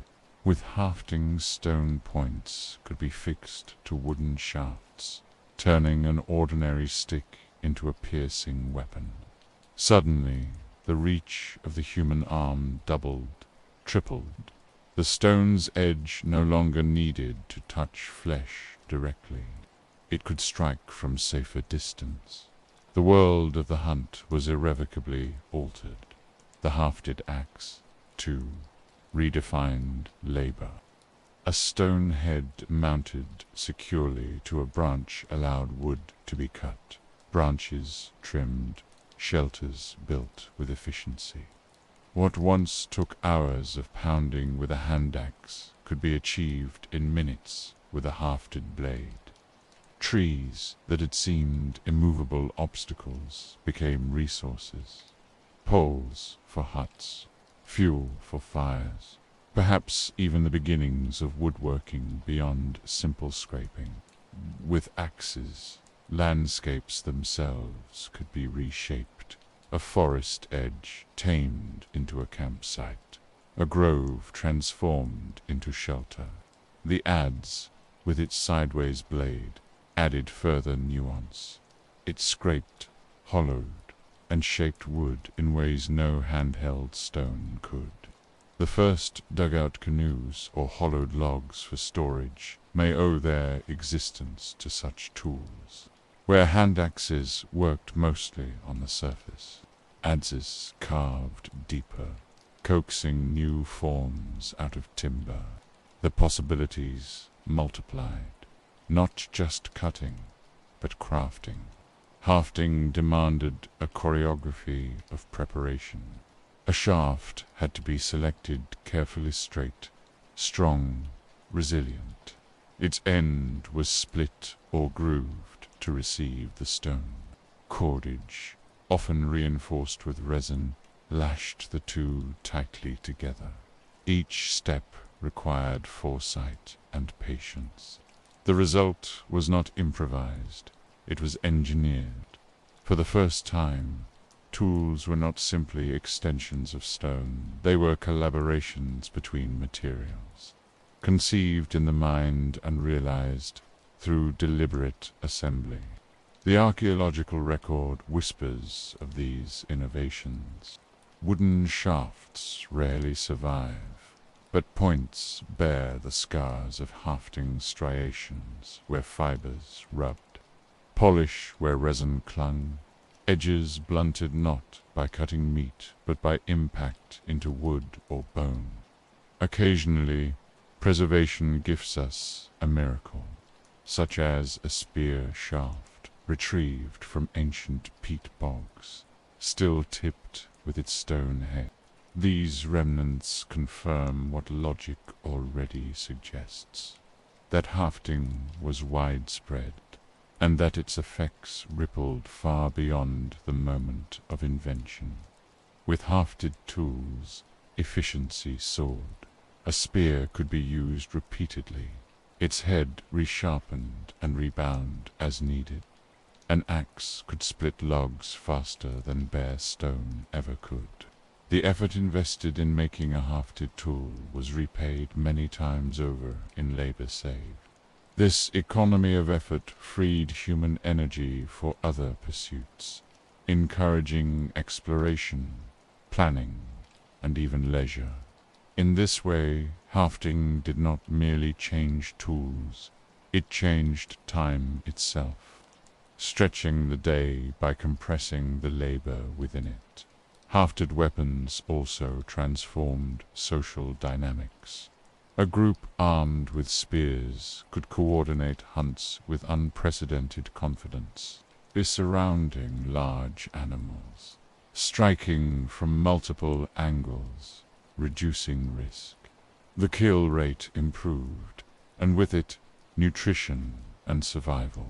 Spears made hunting more reliable, turning chance encounters into planned strategies.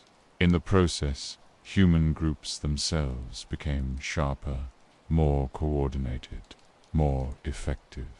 Technology was not only altering the hand, it was reshaping the collective. Axes and adzes influenced society in quieter ways. They enabled more permanent shelters, suggesting longer stays in one place. They allowed the shaping of wooden containers, poles, and structures, hinting at the beginnings of architecture. Camps became sturdier, more organized. The ability to manipulate wood with precision was a subtle but profound shift, laying groundwork for later innovations in building, storage, and transport. Even the failures of Hafting taught lessons. A binding that slipped at a crucial moment might lead to improvements in knots. A resin that cracked in the cold encouraged experimentation with mixtures, perhaps blending different tree gums. Each problem invited problem-solving. Each flaw nudged innovation forward. The tools were thus not static, but evolving, refined over countless cycles of use and repair. Perhaps the most striking change wrought by Hafting was psychological. To hold a spear was to feel power extended beyond the body. To wield an axe was to command leverage far greater than bare hands allowed. These sensations may have nurtured confidence, courage, and a growing sense of mastery over the environment. The hand had reached a new stage. It was no longer bound to what it could directly grasp. With Hafting, it could project force, shape landscapes, and plan futures. And yet, this leap also foreshadowed the next. If a stone could be bound to a shaft, why not envision tools that hurled stones altogether? If fibers could lash tightly enough to hold an axe, why not stretch them taut to store energy? The principle of joining materials had unlocked power, but it also hinted at untapped possibilities, those that would soon unfold in projectiles, bows, and woven structures. Before now, though, the spear, axe, and adze marked humanity's coming of age in craftsmanship. These tools embodied foresight, patience, and the ability to imagine composites where nature had provided only parts. They were the proof that human beings were no longer passive recipients of the world's raw offerings, but active reshapers, combining, binding, and extending themselves through what they made. Been Hafting, the palm's old wounds found their remedy, and in that remedy a new horizon opened. Fibers alone could lash stone to wood, but friction always had its limit. A spearhead bound only with bark or sinew might shift when striking, the binding loosening just when strength was most needed. To solve this problem, humans turned to the trees. From bark wounds seeped resin sticky, viscous, impossible to ignore. Heated gently, it softened. Cooled, it hardened. By accident or by intent, someone pressed a flake into warm resin, bound it with fibers, and discovered that it held fast. This sticky gift changed everything about Hafting. Resin was more than glue, it was insurance. It gave tools permanence. A spear tipped with resin and fiber could be trusted across multiple hunts. An axe with resin in its hafting groove no longer split free after a few swings. Reliability itself became a form of power. Bitumen, where available, offered another bond, oozing from earth or surfacing in black pools. It was ready-made tar, softened by fire and cooled in place. It clung like a second grip. In different landscapes, humans found different adhesive-tree resins in forests, tar in river valleys, even plant gums or waxes where resin was scarce. Geography shaped chemistry, but everywhere the principle was the same. Bond what is weak alone into something strong together. Adhesives required knowledge to prepare. Resin collected fresh was brittle. Heated too long, it burned away. Hunters learnt to thicken it with powdered charcoal or ochre, giving it resilience against cracking. Some recipes used bone dust or plant fibers for toughness. Each mixture was a primitive experiment, each success a lesson carried forward. In resin preparation lay the first whisper of chemistry observation, alteration, memory, refinement. Cordage and resin together created layered security. The resin gripped stone to wood. The fibers locked the joint in place. If one failed, the other compensated. This principle that layered materials provide greater strength than one alone was a profound insight. It foreshadowed future inventions, from laminated bows to composite metals, though at the time it was simply good practice. Belt and suspenders for survival. Archaeology confirms this ingenuity. Microscopic traces of resin cling to ancient blades. Chemical signatures of bitumen are detected on stone points, thousands of years old. Some flints even bear the polish of hafting wear, the subtle shine left by contact with resin and sinew. Each trace is a fossilized gesture. The moment a hunter smeared sticky glue into a groove or tightened bindings until the resin oozed, then left it by the fire to cure. With adhesives came freedom in design. A stone point did not need to be thick or wedged tightly into a split shaft. Resin allowed for slimmer, sharper tips, held delicately yet firmly. Serrated edges could be secured, barbs made possible. Function improved because design was no longer restricted by mechanical wedging alone. Adhesives did not just hold tools together, they liberated creativity. Reliable adhesion also shaped society. A spear point that did not fail meant a more certain hunt, and certainty fed communities. Sharing food reinforced bonds, and bonds gave strength against hardship. Adhesives were not only technical, they were social glue as well. In the resin that sealed spearheads, one can almost see the sealing of trust among hunters. The quiet confidence that companions carried tools as reliable as their intentions. There was symbolism to a resin was the lifeblood of trees, harnessed for human need. To use it was to draw deeper from the living world, to transform its essence into durability. A forest was not only a place of shade or fruit, it was a reservoir of glue, of hidden bonds waiting to be tapped. The line between natural and artificial blurred further. Failures, of course, were teachers. Resin that cracked in winter pushed people to mix tougher recipes. A spearhead that slipped free in battle with prey forced improvements in bindings.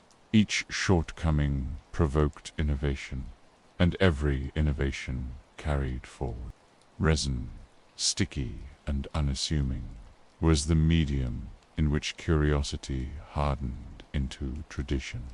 The changes were subtle but far-reaching. Resin turned hearted tools from temporary experiments into dependable companions. Hunters could plan farther ahead, knowing their points would last beyond one strike. Builders could trust their axes for days of work. The very concept of permanence, of tools that survived repeated use, became part of daily expectation. Adhesives stitched reliability into life, and with reliability came imagination. If resin could hold stone to wood, could it also seal cracks in wooden vessels? Waterproof seams in leather bags, or mend broken handles? Surely experiments multiplied. Every new use expanded its role, until adhesives were woven into the fabric of daily survival. The story of resin and fiber is not a dramatic one. There is no clash, no spectacle, only the quiet stickiness of sap, the hiss of tar near fire, the binding of parts into wholes. But without this, the spear might wobble, the axe fly apart, the adze fail in its cut. With it, humanity found assurance. Assurance freed the mind to dream further, because the spearhead that held fast suggested another question. What if the strike itself could be cast farther? What if the reach of arm and shaft could be extended yet again by the flight of a dart, by the curve of a bow? Resin held the present together, but in doing so, it held the door open for the future. Fibers alone could lash stone to wood, but friction always had its limit. A spearhead bound only with bark or sinew might shift when striking, the binding loosening just when strength was most needed. To solve this problem, humans turned to the trees. From bark wounds seeped resin sticky, viscous, impossible to ignore. Heated gently, it softened. Cooled, it hardened, by accident or by intent. Someone pressed a flake into warm resin, bound it with fibers, and discovered that it held fast. This sticky gift changed everything about hafting. Resin was more than glue, it was insurance. It gave tools permanence. A spear tipped with resin and fiber could be trusted across multiple hunts. An axe with resin in its hafting groove no longer split free after a few swings. Reliability itself became a form of power. Bitumen, where available, offered another bond, oozing from earth or surfacing in black pools. It was ready-made tar, softened by fire and cooled in place. It clung like a second grip. In different landscapes, humans found different adhesive-stree resins in forests, tar in river valleys, even plant gums or waxes where resin was scarce. Geography shaped chemistry, but everywhere the principle was the same. Bond what is weak alone into something strong together. Adhesives required knowledge to prepare. Resin collected fresh was brittle. Heated too long, it burned away. Hunters learnt to thicken it with powdered charcoal or ochre, giving it resilience against cracking. Some recipes used bone dust or plant fibers for toughness. Each mixture was a primitive experiment, each success a lesson carried forward. In resin preparation lay the first whisper of chemistry observation, alteration, memory, refinement. Cordage and resin together created layered security. The resin gripped stone to wood. The fibers locked the joint in place.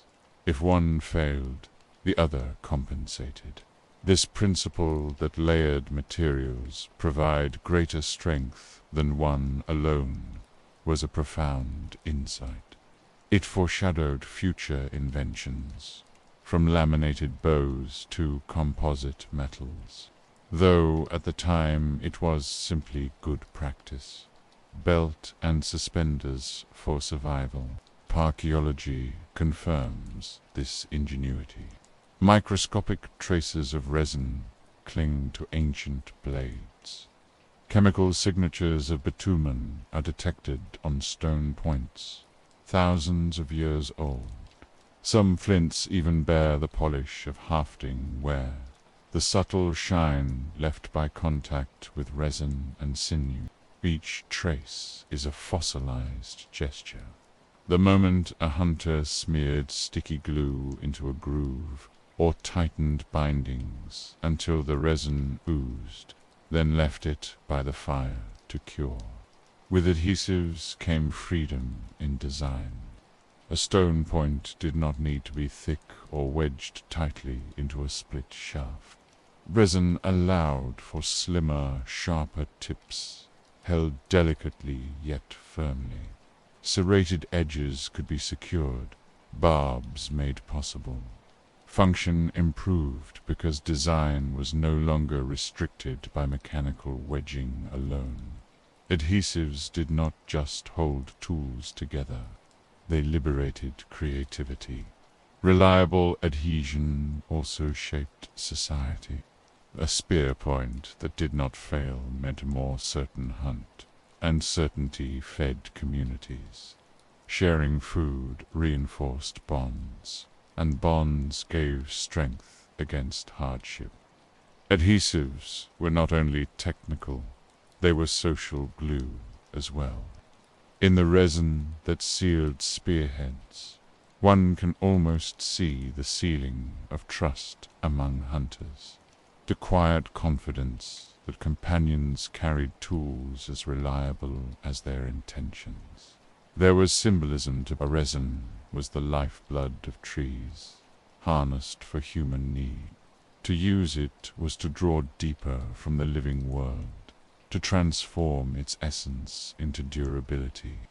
A forest was not only a place of shade or fruit, it was a reservoir of glue, of hidden bonds waiting to be tapped. The line between natural and artificial blurred further. Failures, of course, were teachers. Resin that cracked in winter pushed people to mix tougher recipes. A spearhead that slipped free in battle with prey forced improvements in bindings. Each shortcoming provoked innovation, and every innovation carried forward. Resin, sticky and unassuming, was the medium in which curiosity hardened into tradition. The changes were subtle but far-reaching. Resin turned hearted tools from temporary experiments into dependable companions. Hunters could plan farther ahead, knowing their points would last beyond one strike. Builders could trust their axes for days of work. The very concept of permanence, of tools that survived repeated use, became part of daily expectation. Adhesives stitched reliability into life, and with reliability came imagination. If resin could hold stone to wood, could it also seal cracks in wooden vessels, waterproof seams in leather bags, or mend broken handles? Surely experiments multiplied. Every new use expanded its role, until adhesives were woven into the fabric of daily survival. The story of resin and fiber is not a dramatic one. There is no clash, no spectacle, only the quiet stickiness of sap, the hiss of tar near fire, the binding of parts into holes. But without this, the spear might wobble, the axe fly apart, the adze fail in its cut. With it, humanity found assurance. Assurance freed the mind to dream further, because the spearhead that held fast suggested another question. What if the strike itself could be cast farther? What if the reach of arm and shaft could be extended yet again by the flight of a dart, by the curve of a bow? Resin held the present together, but in doing so, it held the door open for the future. By the time hafted weapons and carrying straps had become familiar, the rhythm of daily life had shifted. Hands were no longer always full. Stone edges no longer slipped against the palm. Burdens no longer weighed so heavily on the arms. Each improvement had bought space. Space in time, in thought, in possibility. And in that space grew the boldest leap. Yet the idea that a weapon need not depend solely on the length of a shaft or the reach of an arm. Power could be projected outward, carried through the air, striking prey before prey ever closed the distance. At first, this meant nothing more complex than a spear thrown by hand. The shaft, tipped with stone and resin, carried the sharpness forward. But even this simple extension of reach changed the balance of danger. A hunter no longer had to rush headlong toward a massive beast with only courage and a thrusting spear. Instead, distance became ally. A thrown spear made the hunt safer, the hunter's odds higher. Soon the spear evolved further. A longer, lighter version, optimized for flight, joined the heavier thrusting type. The otlet, though it would come later in many parts of the world, was already foreshadowed by the desire to hurl farther and with more force. The principle was clear. Leverage and projection multiply the human arm's power. Every hunter who felt a spear fly farther than muscle alone knew instinctively that the future lay in mastering this principle. Projectile hunting changed the rhythm of the chase. Small game, once too swift to seize by hand or corner with nets, became accessible.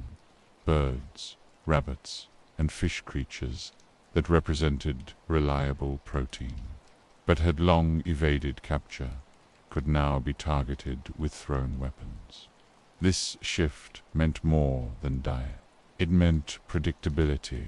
Camps could plan to supplement large, uncertain kills with smaller, steady returns. The feast-store-famine pattern softened. Survival gained a margin of security. Projectile reach also redefined group hunts. No longer did the entire band need to risk close contact with dangerous prey. Some could circle wide, casting spears from distance, while others herded the animal toward ambush. Coordination grew, roles diversified, and strategy took shape. Technology was teaching cooperation as much as it was teaching violence. There is evidence that these innovations rippled outward quickly.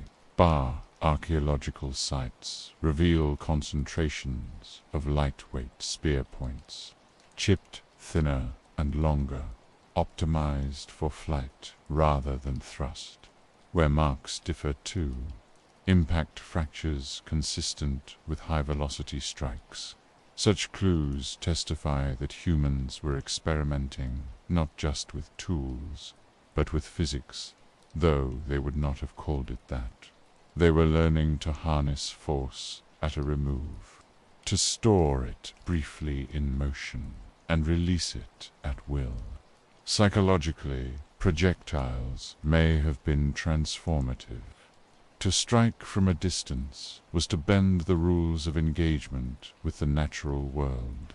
Animals that once inspired dread could now be approached with wary confidence. Safety was never absolute, no.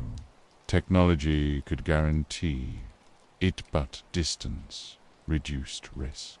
Fear shifted into calculation, danger into opportunity. The hunter who cast a spear and watched it fly carried not only a weapon, but a vision of control.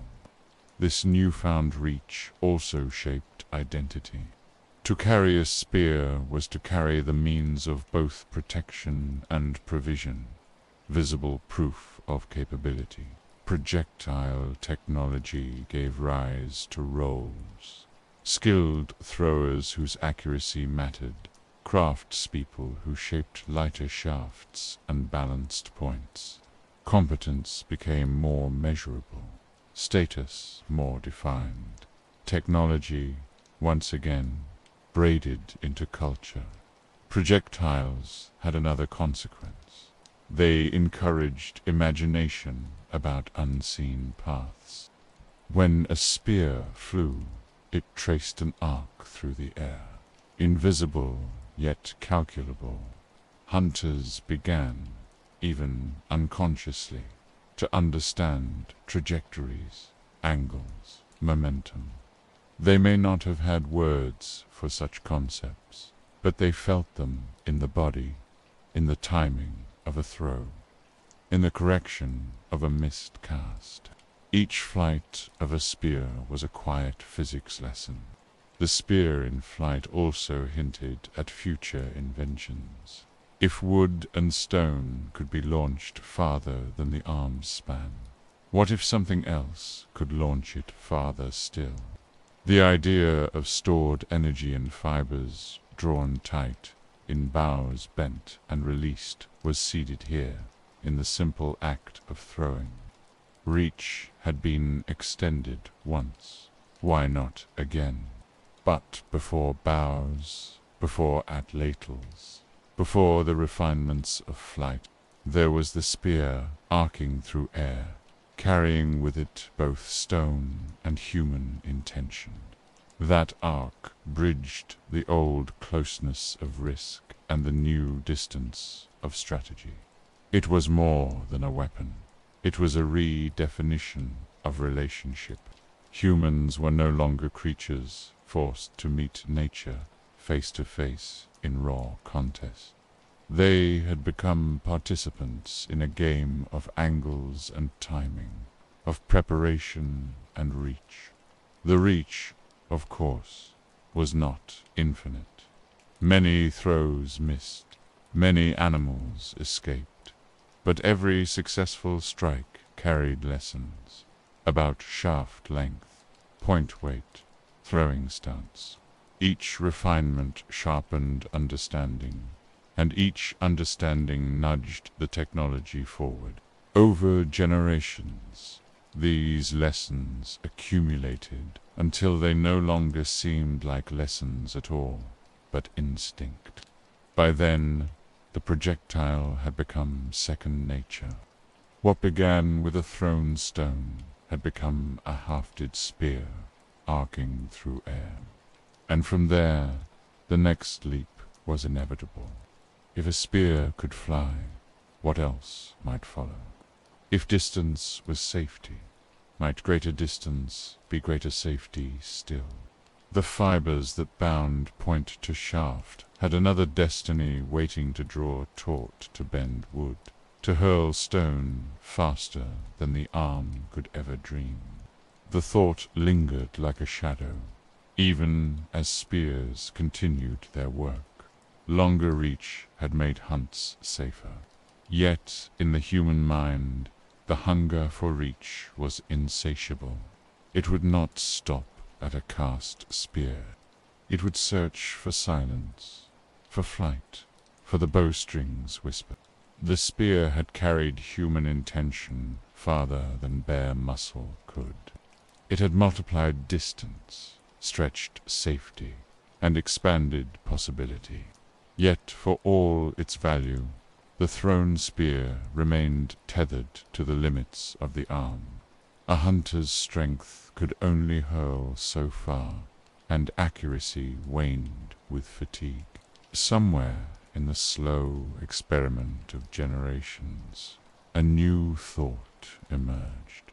What if wood itself could carry the strength of the arm, store it, and release it in silence? The bow was not a single discovery, but the culmination of countless smaller ones. Fibers had already been twisted, cords already lashed, hafts already bound. Somewhere a curved branch resisted bending, yet snapped back with a force that startled the hand. Someone tied a cord to both ends, drew it back, and felt tension mounting in the limbs of the wood. It must have seemed a kind of magic, energy held captive, invisible, waiting to be set free. The arrow gave this energy direction. A slender shaft, tipped with stone, balanced with care, knocked against the string, and loosed with a release of tension. The bow transformed muscle into stored potential, and stored potential into flight. The spear had made reach longer. The bow made it precise. Now the hunter's arm could whisper rather than shout, and its whisper carried sharpness through air with astonishing speed. To stand with a bow must have felt unlike anything before. A spear was loud in its throwing, its arc visible, its rhythm tied to the body. A bow was silent, swift, deceptive. The string thrummed softly, a vibration fading into the air, and the arrow was already gone.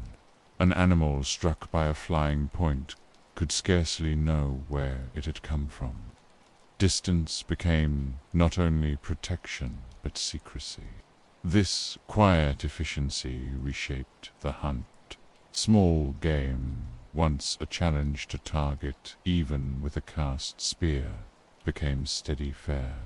Birds in flight, deer in mid-step, fish at the surface all, could now be struck with accuracy. Protein became more reliable, camps more secure. The bow reduced the dependence on rare, dangerous kills, and tilted survival toward planning rather than hope.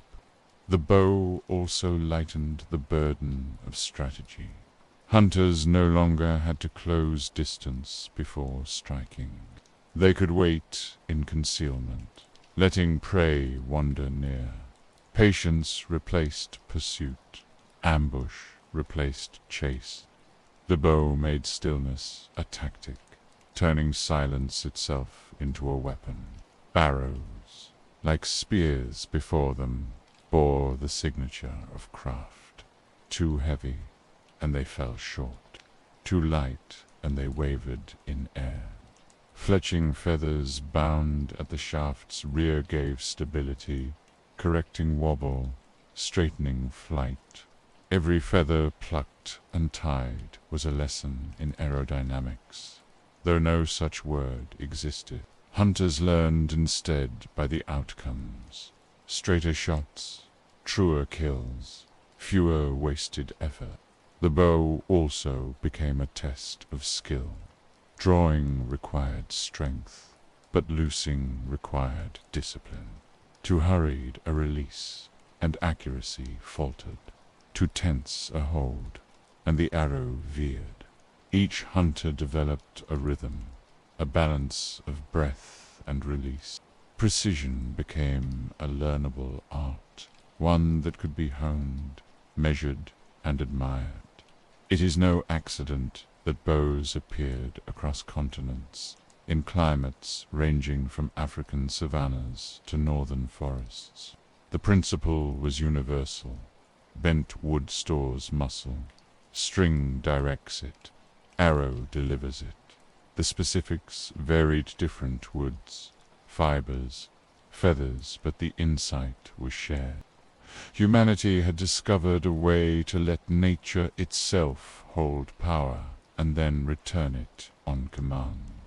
The bow's silence carried more than tactical advantage. It carried a kind of psychological shift.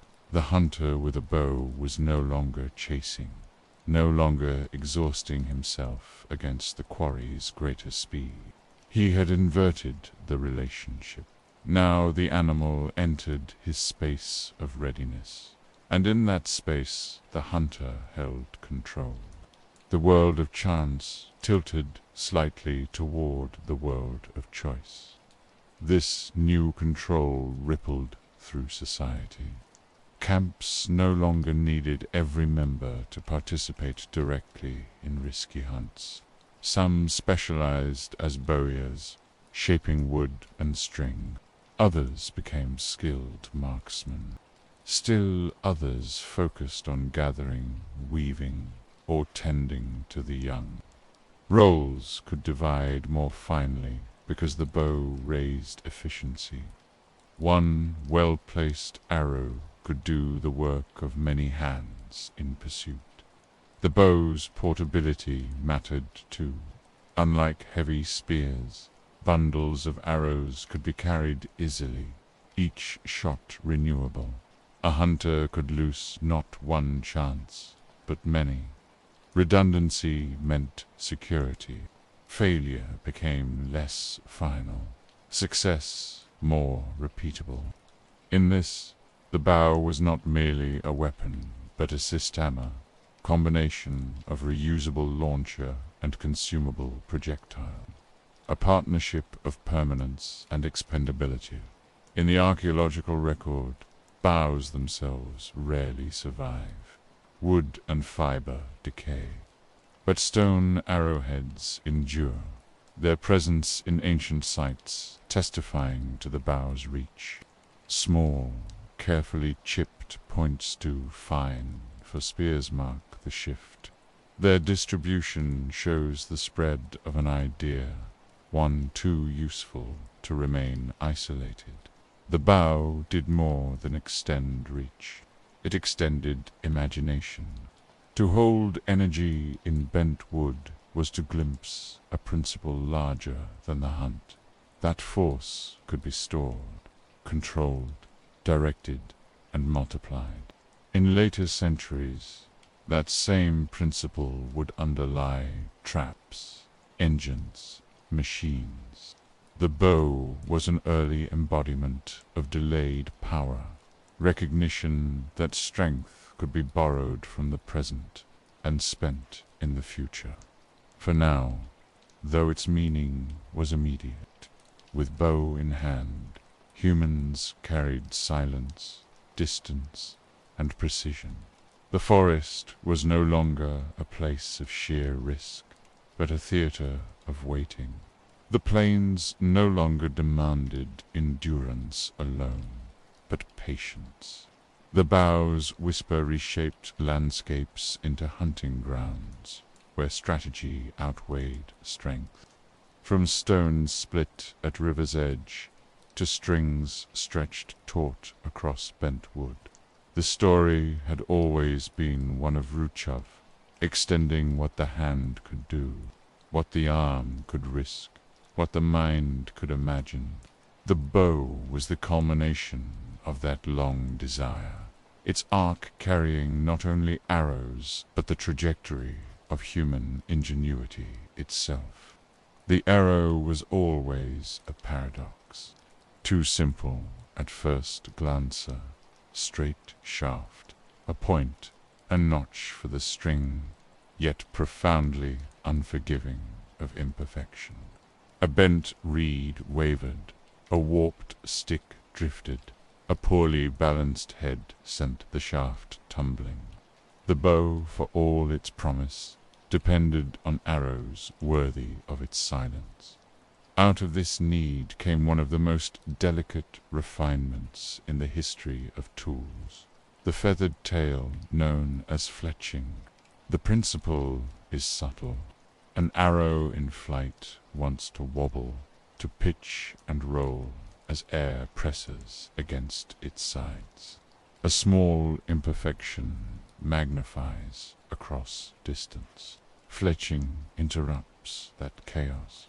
Feathers, arranged at the shaft's rear, catch the air not to resist motion, but to steady it, guiding the arrow into a straight and predictable path. The result is nothing short of transformation. A clumsy stick becomes a dart. A guess becomes a calculation. The choice of feathers was neither trivial nor arbitrary. Wing feathers, with their natural asymmetry, offered stiffness and shape suited to the task. Hunters learned by trial, observing which birds yielded the most dependable quills, which feathers worked best when cut, trimmed, and bound. The sight of an arrow with its tail neatly feathered must have carried a sense of precision, as if the shaft had been given wings of its own. Binding the feathers was itself a skill, to loose, and the quills slipped free in flight, too tight, and the shaft cracked under strain. Fiber, sinew, or thin strips of hide held them in place, often with a dab of resin to secure the joint. Each finished arrow bore the marks of patience and practice care in alignment, steadiness in the binding, attention to proportion. Where flakes and handaxes had been born of striking, arrows were born of arranging. And with fletching, a new art emerged, the art of accuracy. Hunters now discovered that it was not enough to simply loose the bow. One could learn to aim, to repeat, to refine. An arrow might strike close to its mark once by chance, but with fletching it could strike close again and again. The bow became a teacher of consistency, rewarding the careful eye and punishing the hasty hand. Precision, once a vague hope, became a skill cultivated through practice. Draw, length, angle, breadth, release these factors shaped the shot, and the shot revealed their effect. A hunter could now spend hours repeating the same motion, watching the arc of arrows thud into wood or soil, until patterns became habit. The arrow had created not only a weapon, but a discipline. This discipline carried consequences. The predictability of arrows made group hunting more efficient. Coordinated volleys could bring down animals larger than any single hunter could dare face. Accuracy distributed among several boughs magnified success. No longer was survival tied to the brute strength of one thrower's arm. It was tied to the practiced coordination of many. The psychological effect deepened. The fletched arrow meant that distance no longer erased confidence. A hunter did not need to edge dangerously close, nor throw with a desperate surge of strength. Instead, he could hold the bow steady, feel the draw, and trust that the arrow would carry his intention faithfully across space. Trust in the tool became trust in oneself. The bowstring hummed with assurance rather than gamble. Feathers, so delicate, became symbols of reliability. Where once they had drifted in the breeze or lifted birds skyward, they now grounded human possibility. The irony is almost poetic. What once embodied flight gave arrows stability, letting them slice through air as if guided by unseen wings. In broader perspective, fletching illustrates a profound theme in human invention, that progress often lies not in brute force, but in subtle corrections. It is a story not of greater power, but of control, of taking what already exists and aligning it just enough to transform its outcome. The arrow did not need to be heavier or sharper to change the hunt. It needed feathers to fly true. The discipline of accuracy also reshaped how people thought about learning. Before, tasks were often reactive, striking flakes, scavenging carcasses, responding to immediate need. With arrows, improvement became measurable. One could shoot today, shoot tomorrow, and judge whether skill had grown. The feedback loop of practice created a new awareness. That ability could be trained, repeated, and passed down. The very act of aiming at a target, whether a tree trunk or a distant mark, was a rehearsal of intention made visible. Children, watching elders practice, learned the motions early. Repetition embedded itself in play as well as necessity. What began as training became tradition, with each generation inheriting not only tools, but the very method of mastery. A culture of accuracy was born, tied to patience, observation, and rhythm. In the archaeological record, the presence of small, carefully shaped arrowheads testifies to this refinement. They are often light, their edges delicate, their bases designed to fit neatly onto shafts. Without fletching, such fine points would have been wasted. With it, they became deadly precise. To hold one of these ancient tips today is to glimpse the care of hands that sought not only to pierce, but to predict. And predictability itself is a subtle form of power. The arrow, now stabilized, introduced a sense of certainty into a world otherwise dominated by uncertainty. Prey might be fickle, weather might shift, fortunes might rise and fall, but the arrow, properly made and properly loosed, would fly in a line close enough to trust. In a life where so much was beyond control, the flight of a feathered shaft offered a small island of reliability. It is worth pausing on the quiet poetry of this. The bird, untouchable in its freedom of flight, lent feathers to humans, who used them not to soar, but to steady. Air, once only a realm of winds and wings, became a medium navigable by intention. The arrow, guided by feathers, was humanity's first domestication of the sky. The bow had given distance, fletching gave accuracy. Together they redefined the relationship between hunter and prey, between human and environment, between effort and outcome. And in that refinement lay the seeds of countless later inventions. The wheel guided by spokes, the ship steered by rudder, the machine regulated by gears. Again and again, progress would arise not from force alone, but from balance, alignment, correction. So the fletched arrow, simple in appearance, was an emblem of precision.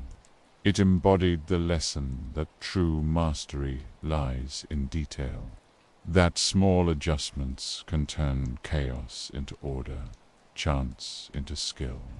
And through its quiet whisper across the air, it carried forward the human dream of controlling the unpredictable. The sharpened flake had opened carcasses. The hafted spear had reached wary animals. But with the bow and its feathered shafts, an entirely new relationship with food began to unfold. For the first time, small gamed the fast, the agile, the elusive moved from occasional windfall to dependable source. Rabbits, birds, squirrels, fish at the surface. Even insects brushed from air by swift arrow-screechers that once slipped through human grasp, now fell within reach. This mattered profoundly. Large prey had always been risky. A great beast might feed a camp for weeks, but it also fought back, trampled, gored, or fled. Hunts for giants were feasts or famines, triumphs or disasters. By contrast, small animals offered reliability. Their numbers were plentiful, their habits predictable, and with bows their capture became routine. A few rabbits might not rival the yield of a mammoth, but they could be counted on day after day. Regular meals replaced desperate gambles. The difference this made to daily life is hard to overstate. Camps no longer starved between feasts.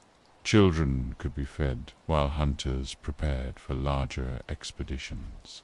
Women and men both could contribute, for smaller prey required less brute force and more patience. Accuracy and stealth skills learned by anyone willing to practice. The rhythm of nourishment became steadier, and with it came a subtle shift in the rhythm of thought. With dependable protein, the need to wander constantly in search of food lessened. Camps could linger near rivers rich in fish, meadows busy with hares, or woodlands loud with birds. Stationary days accumulated into weeks. Where once people had prayed for fortune, they now began to plan for sufficiency. A larder of sorts took shape, not of clay jars or built cellars, not yet, but in the knowledge that tomorrow's meal was attainable without moving camp. The psychological effect was immense. Planning breeds anticipation, and anticipation breeds culture. Stories could be told around evening fires without fear that tomorrow's hunger would break the circle. Skills could be taught patiently. Songs sung not only to ward off fear, but to mark passing time. The bow's quiet arrow had given not only food, but a new consistency of life. Reliability also diversified the diet. Where once large carcasses had dominated, now smaller proteins mixed with tubers, nuts, berries, and greens. A meal could be varied, balanced, even chosen with preference rather than desperation. This subtle agency, the ability to prefer one food over another, was a luxury born of consistency. It was the first step toward cuisine, toward taste as well as necessity. The very landscape began to be read differently. Instead of scanning for towering herds, eyes traced smaller signs. The twitch of grass betraying a rabbit's path, the ripple of water hiding a fish, the flight pattern of birds returning to nests.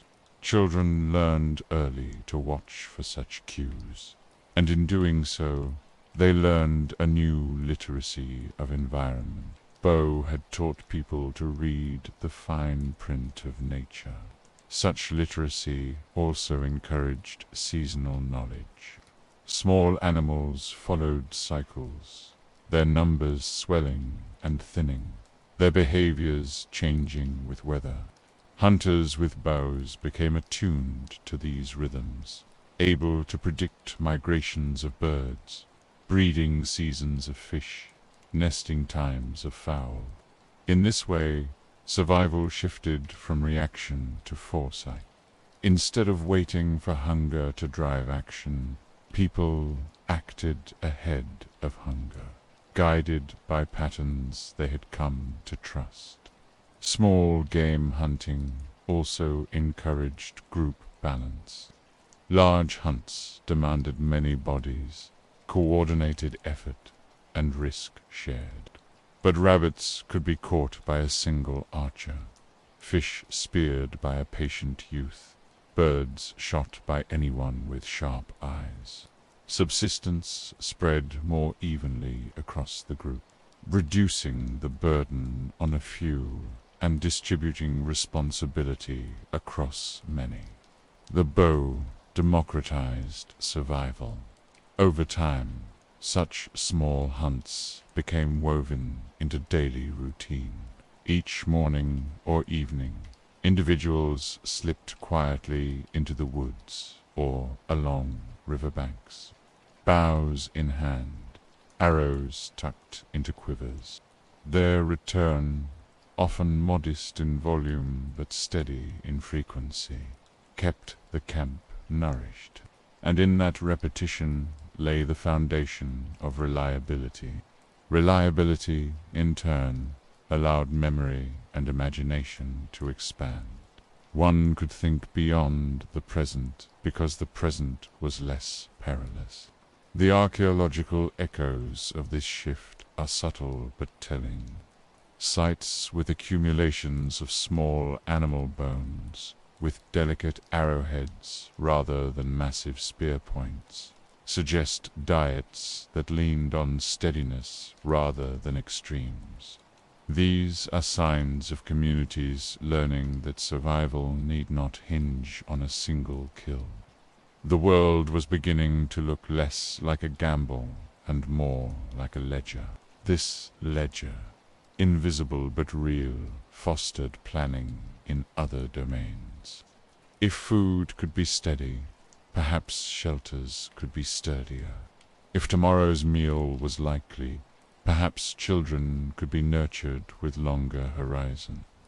If small animals would replenish each season, perhaps camps could return to the same grounds year after year. Planning seeped outward, a quiet contagion carried by the feathered shaft. Even ritual was touched. The regularity of food left time and energy for gestures not strictly tied to survival. Decorating arrows, painting bow staves, singing before a hunt, these acts flourished when the stomach was less desperate. Culture thrives in the spaces carved out by reliability, and the bow had opened such spaces. One might imagine evenings where arrows were inspected, feathers straightened, shafts aligned, as the camp gathered in the glow of fire. Conversation flowed more freely when hunger was not gnawing. The same tool that delivered protein also delivered leisure. Leisure, fragile but precious, allowed imagination to stretch. The bow and its promise of small game had thus altered more than diet. It had altered time, thought, and possibility. Where once each day's survival was a cliff edge, now there was ground beneath the feet. People could walk forward with a little more certainty, a little less fear. The arrow loosed into a rabbit-s flank was not only meat for the pot, but a thread in the fabric of stability. So the story bends here, from desperate prayer to deliberate plan, from feast or famine to steady sufficiency, from hope to expectation. With the bow and the fletched arrow, humanity's relationship to hunger shifted. The line between surviving and living blurred, and in that blur the seeds of settlement, tradition, and continuity took root. The bow was never a single shape, never one rigid form preserved across continents. Instead, it bent and reshaped itself in answer to the places it was carried. Tools, like people, evolve when they migrate, and the bow was no exception.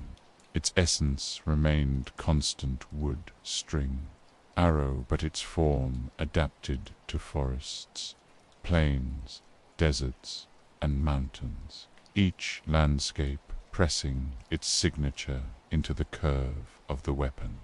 In dense woodlands, where trees pressed close and shots were often loosed in shadowed clearings, the short bow reigned, compact, light, easy to draw and release quickly. It was suited to sudden encounters and close pursuits. A hunter slipping silently between trunks could carry it with ease, ready to knock an arrow at the flick of a rabbit's tail, or the flutter of a bird startled from undergrowth. The short bow was not about distance, but responsiveness, its brevity a mirror of the forest's intimacy. On the open plains, where herds stretched to horizons and winds swept without mercy, a longer bow took form. The long bow allowed greater draw, storing more energy, sending arrows farther and with greater force. From the edge of tall grass, a hunter could strike at animals that might otherwise escape into endless expanse. These bows became tall as their wielders, requiring strength and patience, but rewarding both with reach. The long bow was a bow of distance, suited to landscapes where horizons demanded range. In harsher climates, where resources were sparse and wood of sufficient quality was rare, ingenuity birthed the composite bow. Here, layers of different materials, wood, horn, sinew, glued and bound together, each offering its property: wood for structure, horn for compression, sinew for tension. The result was a bow smaller than a long bow, yet more powerful than its size suggested. This complexity came at a cost of labor and craft, but the payoff was efficiency where raw materials were limited. The composite bow is often remembered in later histories of horsemen sweeping across steppes, but its roots lie in ancient experiments with making more out of less. What these variations reveal is humanity's deep sensitivity to place. A bow was not just a bow. It was an ecological artifact shaped by what the land offered and demanded. Where trees grew tall and straight, long bows thrived. Where forests were thick, short bows sufficed. Where neither sufficed, ingenuity wove horn and sinew into layered arcs. The tool bent to the environment as much as the environment bent to the tool. Materials told the same story. Strings were fashioned from what lay at hand. Plant fibers in warmer climes, twisted sinews in colder ones, even strands of gut where resilience was prized. Each material carried its character. Some stretched more, some snapped under moisture, some held their tautness under strain. Hunters learned to read climate not only for game but for string making. The bow was always as strong as its weakest thread. Even arrows reflected their hoes. Feathers from local birds gave fletching its stabilizing grace. Shafts were cut from reeds, branches, or split canes. Points were chipped from flints or later ground from bones. In this way, every arrow was a fragment of its environment, assembled from the landscape's offerings, loosed back into the same air and soil from which it had come. These adaptations also created variation in skill.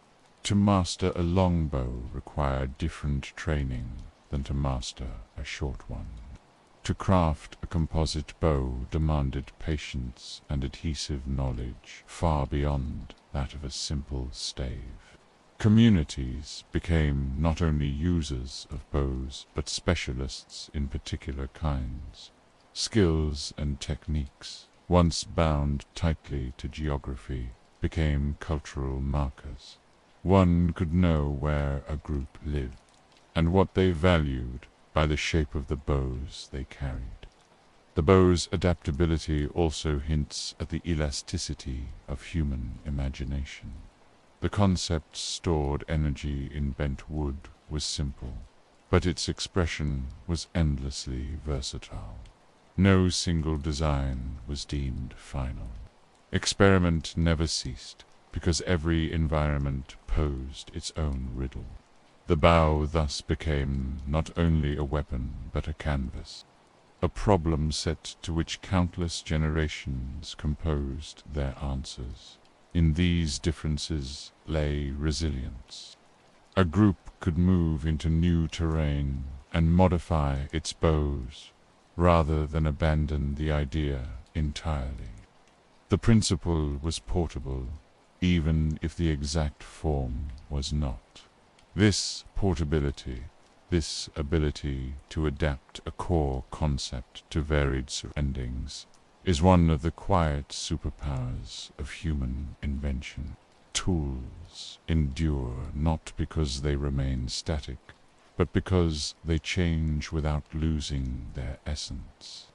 It is striking, too, that such variation coexisted across the world. In the same centuries, hunters drew strings of vastly different bows, each tuned to its land. There was no single best bow, only bows suited to different ecologies. And in that pluralism lies a lesson. Technology flourishes not in uniformity, but in diversity. For those who held them, these bows were more than implements. They were extensions of place, symbols of the way humans learned, not only to survive in environments, but to collaborate with them. The short bow whispered of forests, the long bow sang of plains, the composite bow told of scarcity, answered by craft. Each arrow loosed carried with it the signature of land and culture, flight shaped by both geography and imagination. Thus, as bows multiplied in form, they multiplied the possibilities of survival. Wherever humans wandered, they carried the idea of the bow, and wherever they stopped, they reshaped it to fit the world around them. The arc of wood, horn, or sinew was not merely bent by hands. It was bent by the meeting of human intention with Earth's abundance and limits. The adaptability of the bow prepared the way for something larger still. Not only weapons adjusted to place, but societies adjusted to predictability. Each bow, whatever its type, offered steadier hunts, steadier meals, steadier lives.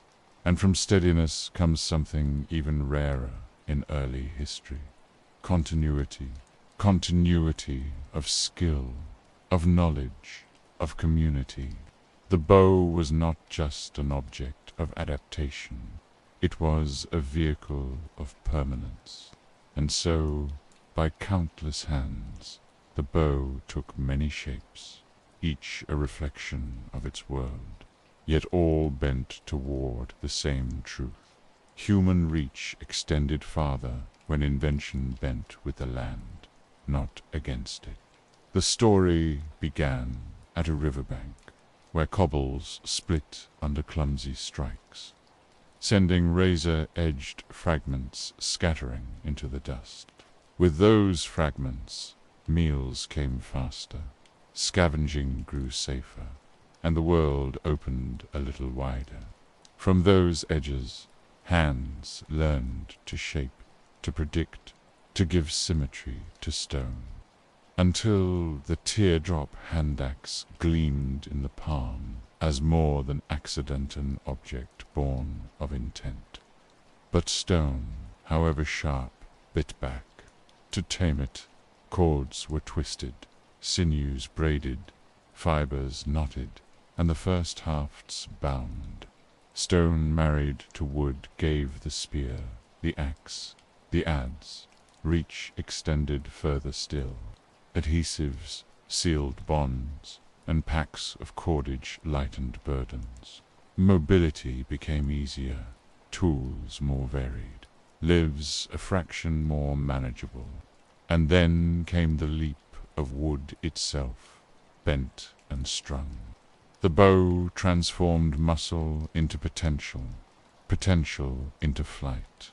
Where once arms could only cast, now arrows sang silently across distance, striking with speed and certainty. Fletching steadied them, turning chance into accuracy, transforming the hunt into something planned rather than prayed for. From flake to handaxe, from haft to bow, each invention whispered the same lesson: extension. The edge extended the bite of the hand. The haft extended control over distance. The string extended the capacity of fiber beyond its fragile form. And the bow extended power itself, storing it, releasing it, aiming it. At every stage, the human body reached further into the world, not through sheer strength, but through ingenuity. Each step also deepened foresight. The flake had been immediate, a moment's tool for a moment's need. The handaxe, with its symmetry and durability, taught patience. Hafting taught planning, the weaving of materials into systems larger than themselves. And the bow, with its arrows built and stocked, taught continuity.